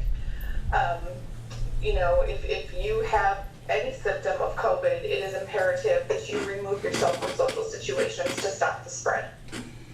So we need everybody on the same page in the Wausau School District to bring this number down so we can bring kids back. Yes. Thank you. Hey Keith, can you clarify, will teachers be allowed in the buildings so they can virtually teach a class with all the tools available to them? Yes. Yeah, that we heard that was an important piece. They have to have reliable internet. They need the materials. So yes, they would have access to the schools. Will essentially be like a quote, as normal of a day as possible, just virtual. Yes. Thank you. Lance has his hand up. Lance? Tricia, I just want to follow up. Yeah, the point that you made is sort of my point. You know, I said that I would probably favor 50% of kids as a start. I'm not saying I favor Plan B because I don't know what the details of Plan B are. So I wouldn't be able to vote in favor of Plan B tonight either, because I don't know if it's going to be set up in a way that teachers could even do it. I would need to know that before I could support it. So I guess the question is, if we vote on this tonight, when are we going to have the meeting where we talk about masks and all the details of the various plans? Because at some point you're going to be asking us, or we're going to be asking, okay, now it's a month from now or 2 months from now, what plan do we want in place for the next month? Aren't we going to want to have meetings at some point where we decide what the details of those plans are? I can speak to that. Yes, but yes, you raise a point. If the virtual start to the school year doesn't pass tonight with the motion, then we have to address that mask policy right away, which we were potentially going to do tonight. But we can delay that and have that discussion at a later meeting in August as far as what those precautions would look like once we would resume from the virtual learning session. I guess it's going to depend on this motion that I've modified without a first and a second right now. Just didn't want it to be something changes in the community and we have our meeting where we're gonna decide what plan to use and then we decide what the plan is. I think at some point we should get our plans locked in, what the details are, so that if we decide to move into plan B or plan A or whatever, we actually know what it is, it's already decided. Okay. Yeah, Lance, with the 13 subcommittees, we do have about a 25-page detailed document. Frankly, we haven't shared details of that because it continues to, guidance continues to change. And what we've been trying to avoid is putting something out there with a great deal of detail, and then a few items change, and then people are following different plans. Frankly, you said it in the last meeting, Lance, we really need the board to tell us this is what we want to accomplish. And administratively, we were going to just share that document with our leaders, those who are responsible to implement the plan, so that we aren't having conflicting versions of a plan out there. But we have a number of mitigation strategies that are ready to go, and you've mentioned a few of them already, Lance. We can share again the highlights. Did you share that one? Yeah. Yeah, we did share one summary document in the board agenda tonight, and we hope that's enough detail for people. If not, we'll continue to answer your questions. Beth has a question. Go ahead, Beth. I just have one more question, sorry. I think we also have to be really sensitive to the community and people's individual situations, and I bet that part of the plan is to deal with people who might not have good internet connectivity or kids who actually just need to be there, even though we can't bring everybody back. I'm sure you're thinking of individual situations, am I right about that? Hub model. Yes, Beth, there's a discussion of hubs that will have more information on pending this vote and a subsequent meeting. I have a question for the health department. Just looking at what's happening in other countries, projected overseas, it seems to me that short of finding the vaccine that's 100% effective, are we looking at a possibility that what will happen is that we won't get with this kind of education for the next year and a half or 2 years? Well, I think it's important to think about what your district can do. So, in working with the districts across the county, it really goes across the board as to what districts can accomplish in terms of can you get those students 6 feet apart? You might be able to do it in some schools, but not all schools. Or you may decide that, we're bringing back a subset of students, but not all students. There's a lot of different plans about how districts are looking to mitigate that. But we're in a pandemic. We, in Wisconsin and Marathon County, we do not believe we have reached our peak. And we as the health department are planning to be mitigating this for the next 12 to 18 months. I wish I could give you more specifics, but that's where we are right now. There's a lot that we don't know. President Zucker, would it be proper for me to motion your amendment now? Or would that be Yes. later? Is that a first? Yes, please. Okay, thank you. Thank you. Jane Grush, a second. All right, we'll have a second. Thank you. Thank you. Any further discussion? Any further discussion? Okay, then we'll move forward with a roll call vote. Okay, and this is for the amendment to the original motion. This is for the amendment to the original motion. Pat McKee, Yes. Teresa Miles. Where'd you go, Teresa? Can you unmute her, Cassie? There you go. Teresa, can you repeat your answer? Yes. Okay, thank you. Jane Rush? Yes. Okay, thank you. Lance Trollope? Yes. Lee Webster? Lee, can you unmute and respond? No. Jim Boucher? Cassie, restate the amendment motion. Certainly. It would be to start the 2021 school year in a virtual setting in option C with a monthly review. And the monthly review is the amendment. No. I have a clarification question then.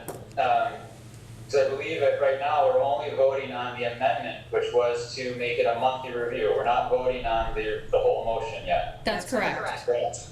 Okay, my vote stays the same then. Then my vote changes. Okay, Jim Boucher? Yes. Thank you. Kyle Lowe? Yes. Beth Martin? Yes. Tricia Zunker? Yes. That's 8-1. Okay, so that was 8 in favor of the amendment to the motion, 1 against. So now we can proceed with that amended motion, which would be to open schools fully virtual as described in option C with that monthly review. And we have the first from Beth Martin Second for Teresa. and second from Teresa Miles. Okay, Pat McKee? Yes. Thank you. Teresa Miles? Yes. Yes. Jane Rush? Yes. Lance Trollope? No. Lee Webster? No. Jim Boucher? No. Kyle Lowe? Yes. Beth Martin? Yes. Tricia Zunker? Yes. So the motion to start the 2020-2021 school year fully virtual passes with 6 yeses and 3 nos. And we look forward to the next update from the administration on that. Thank you. Okay, now we are moving on to the next agenda item, which is the teacher retirement window. And I'm gonna turn this over to you, Keith. Right. I believe our HR director, Tabitha Gunderman, is with us. I will, oh, sorry, there's a question.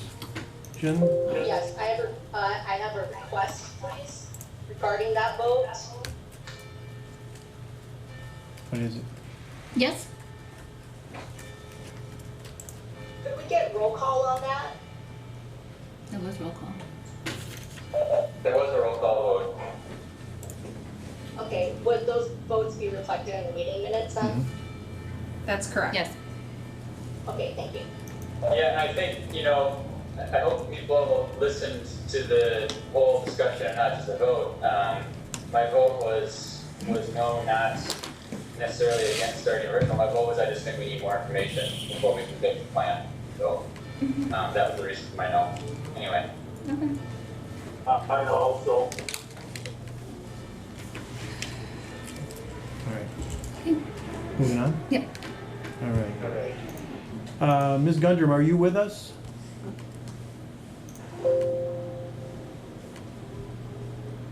Oh, there you are. Yeah, did you want to speak to your proposal, please? Yes, just briefly. So as you saw in the packet with the consent agenda that's coming up next, I am forwarding to you 3 additional retirement requests that we received from teachers in the last 2 weeks. Some of the districts in our area have opened up retirements for another short window in case there are any additional teachers that are interested in retirements that didn't think about that prior to our deadline, which was December. We are recommending that the board consider up to 10 additional retirements, so the 3 that are on the consent agenda for tonight, as well as up to 7 additional retirements. And if the board does support and approve this, we would send out communication to the teachers tomorrow, and they would need to reach out to me for context and conversation no later than next week, Monday, so that we could present that to you during the August meeting. I don't know if there's any other questions about that, but that's basically the summary. I have a question. Where did you come up with this 10 teachers? It seems a little arbitrary from my end. I'm a little concerned. What if, say, we have teachers that are concerned due to the environment, due to the uncertainty of how long virtual learning will last, and maybe we have 12 instead of 10. So can you just describe where that 10 came from? The 10 really represents approximately 20% of those that are eligible for retirement. And quite frankly, it was related to trying to do a prediction in a globe here to figure out how many are we going to be able to still replace before the school year would kick off. And so if we opened it up and all 52 people left, I can tell you we would have a difficult time being able to fill all of them. I also do not think it's likely that 52 of the 52 eligible to retire would be able to do so, because without some advanced financial planning, it is difficult to pivot very quickly into retirement if that planning hasn't been well laid out. So I don't know that there'll be a lot of interest, but in fairness to the staff, we want to at least put that out there to those that are eligible. If the board would wish to modify that to a different number, certainly we would be open to that. We just felt that we should provide some sort of guidance for the board to consider. So there was no polling of those, 52 eligible or 53 eligible? Because it's a lot of speculation on our end. If it's not that many, then it really is a non-issue, and I think that there'd be support. But if we find out that there's a lot, 20 teachers, then there's a fairness issue that arises. Understood. We did not poll all of the teachers. When we got the pre-request, I simply did some reach out to area districts to find out what they were doing. Some were opening up their window. A few of them, I think, or at least one of them maybe did do a limit of about 10, I believe. So, it's a number that's out there. And again, if we were to get 11, it's something we could bring to the board and still have you reconsider for sure. Our goal would not be to prevent people necessarily, but we also have to do that within a sustainable amount in order to be able to have appropriate teachers in front of students when we open, whether that's in the virtual environment or not. Right now, that's still important to get the teachers hired. Beth has a question. I would support a process in which you poll those that are eligible, find out how many would be interested, and then have the discussion. Okay, we have 17 interested. We think we can fill these. We have issues with these. Maybe we have to delay them or whatever it is. But I'm not supportive of just going in with a flat number of 10 or any number for that matter. Beth, did you have a question? Yes, you can't really stop anybody from retiring.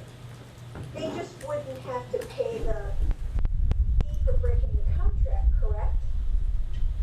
And they would not necessarily receive the benefits that are promised to them had they retired within the original timeline, which is a pretty significant impact for the staff.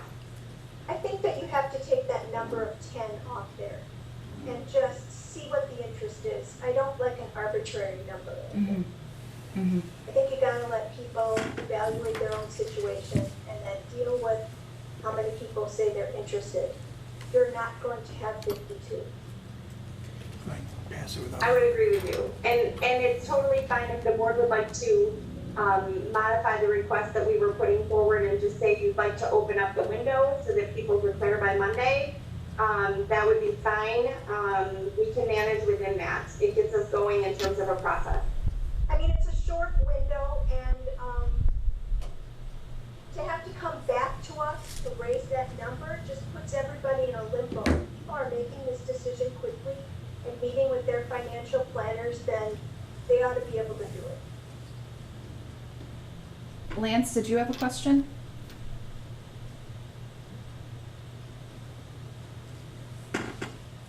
No, I think the suggestions from Beth and Pat and Tricia make sense, so okay, I'm satisfied. see no other hands raised.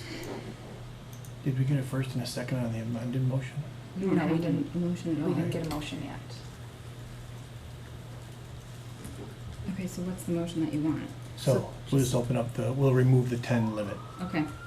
Okay, so then it sounds like the motion is that we're going to remove the 10 limit, and then we're opening up the window? Or the window doesn't change? It would be to reopen the teacher retirement window up to next Monday. Okay, and there will be immediate communication with those 53? Yeah. Yes. Okay. All right, so I'm seeking a motion to reopen the window for early retirement of teachers, extending that to next Monday, August 3rd. Okay, Teresa's first. Looks like we have a first from Teresa and a second from Lance. You have them all over. May I go ahead with the vote? Yes, please. All right, Teresa Miles. Yes. Thank you. Jane Roosh, Yes. Lance Trollope, Yes. Lee Webster, Yes. Jim Boucher, Yes. Kyle Lowe, Yes. Beth Martin, Yes. Pat McKee, Yes. Tricia Zunker. Yes. 9-0. Okay, that motion passed to extend the teacher retirement window to Monday, August 3rd with a vote of 9-0. Okay, next we are on the next agenda item of approving the consent agenda. This is, I believe, agenda item 9. Don't know that we'll need a lot of discussion here. I'm seeking a motion to approve the consent agenda. Have a first from Jim Jane. and a second from Jane.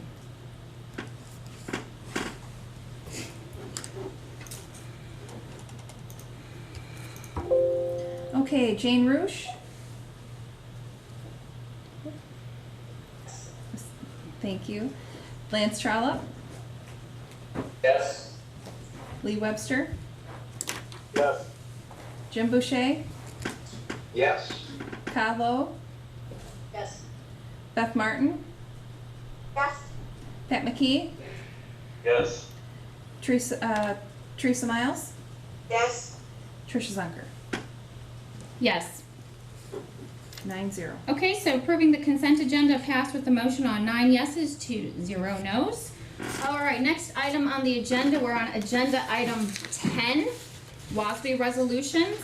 So the reason that I had added this to this agenda item, or to this meeting, is because of the short time frame that we have with the September 15th deadline. And I had indicated I would be bringing an Act 31 one and consulting with individuals. I did also draft a resolution regarding regarding broadband access, which is such a huge issue in Wisconsin, but we certainly see that highlighted during mandated virtual learning. I don't know that we're going to get through full discussion on those two if there's a lot of comments, questions, or concerns from the board, but I would like to address the resolution from last year and bringing it back tonight at a minimum, because there's a lot of board support from previous co-sponsors and new co-sponsors, and I'd like to give, if it does pass, don't want to make any presumptions, but if it does pass, I'd like to give them that opportunity to get it on their meeting agendas in time for passage for the September 15th deadline. So one thing I will share about that resolution is there are just minor typos, if you will, like just a little bit of things that I changed. I did add a 2020 some research that was just published that's a really robust research that really continues to support everything that the resolution says. And in my discussions with Dan Rossmiller from WASB, we had very lengthy discussion on these resolutions, but on this one in particular, he did express some regret in what happened in the policy process, because he said he thought that it was being helpful by adding district funding to that resolution that came out from the policy process, from the policy committee last fall. And then it basically backfired because there were districts that were upset in January saying, we made that change ourselves without having any funding. Why would we want to support other districts getting funding? So I think between that and the environment that we're in, I think that we should move it forward. I would like to seek a motion to, where is my motion on this? I'd like to seek a motion to approve the resolution to recommend legislation require school districts retire Native American mascots for submission to WASB. Okay, Jane Roosh is one. Okay, we have a first from Jane Roosh Beth and a Martin, second too. from Beth Martin. Not hearing any discussion, can we move this to a roll call vote, please? Okay, Lance Trollope, Yes. Lee Webster, Yes. Jim Boucher, Yes. Ka Lo, Yes. Beth Martin, Yes. Pat McKee, Yes. Teresa Miles, Yes? Jane Roosh, Yes. Tricia Zunker. Yes. All right, thank you, everybody. We do have two other resolutions. I'm not sure how much time might be required. We could certainly put it on the August regular meeting. If that helps board members develop some, or review. I tend to be heavy with references and do lots of research, so if you'd like additional time on that. But I guess at this time, between either the Act 31 resolution or the broadband, I would appreciate if there are concerns that are highlighted right now to be able to work forward through for the next meeting. Is there anything that stood out that was concerning to board members on either of those? Or are they willing to make a motion? Tricia, if I may say something, the whole idea with bandwidth, it's, I'm all about that. And I'm glad when I saw that, because I was pushing to make sure that we have enough bandwidth as an educational institution. But if it's going out and people can't receive it, they're having a problem. So I'm happy to see that you're pushing that forward, and I think we can all get behind that, because central Wisconsin and northern Wisconsin needs that. So, thank you. Is that a motion? Is that a motion, Jim? Could we move forward with the resolution recommending legislation for expansion of broadband in Wisconsin and funding for district broadband access to ensure equity in student learning for submission to WASB tonight? First. Okay, We have a Jim first Boucher from is Jim. first. Teresa Miles is second. We have a second from Teresa. Okay? Okay, Lee Webster, Absolutely, yes. Jim Boucher, Yes. Ka Lo, Yes. Beth Martin, Yes. Pat McKee, Yes. Teresa Miles. Teresa Miles. Jane Roosh, Yes. Lance Trollope, Yes. Tricia Zunker. Yes. All right, thank you, everybody. 9-0. So that was a vote that passed 9-0, that resolution. So while we're at it, there is the third resolution for submission to WASB. And this is recommending funding to assist school district compliance with Act 31. So this is a law on the books that isn't necessarily met, and this has been reported by DPI and by WASB. But there's also some funding concerns that exist in school districts, so this would help them meet their mandate. I am seeking, and we can open up for discussion, but I'm seeking a motion to approve the resolution recommending funding to assist school district compliance with Act 31 for submission to WASB. Teresa Miles is one. We have a first from Teresa Miles and a second from Jane Roosh. Yes. Any discussion? Okay, Jim Boucher, Absolutely, yes. Ka Lo, Yes. Beth Martin. She said yes. Thank you. Pat McKee, Yes. Teresa Miles, Yes? Jane Roosh, Yes. Lance Trollope, Yes. Lee Webster, Yes. Tricia Zunker. Yes, all right, thank you, everybody. If anybody has, oh, I'm sorry, that passed with a vote of 9 yes, 0 no. If anybody has additional resolutions, we do still have time for the August meeting to get those on the agenda for discussion for submission to WASB. All right, thank you, everybody. With that, I'm seeking a motion to adjourn. Okay, Teresa Miles is first, Lance Trollope. All right, well, it looks like we have a first from Teresa Miles, a second from Lance Trollope. All in favor? Aye. Down here, buddy. Sorry, all in favor? Aye. All right, thank you, everybody. Opposed? Abstentions? Motion carries. Meeting is adjourned. Thank you, everybody. Have a good night. There you go. Thank you. Nice to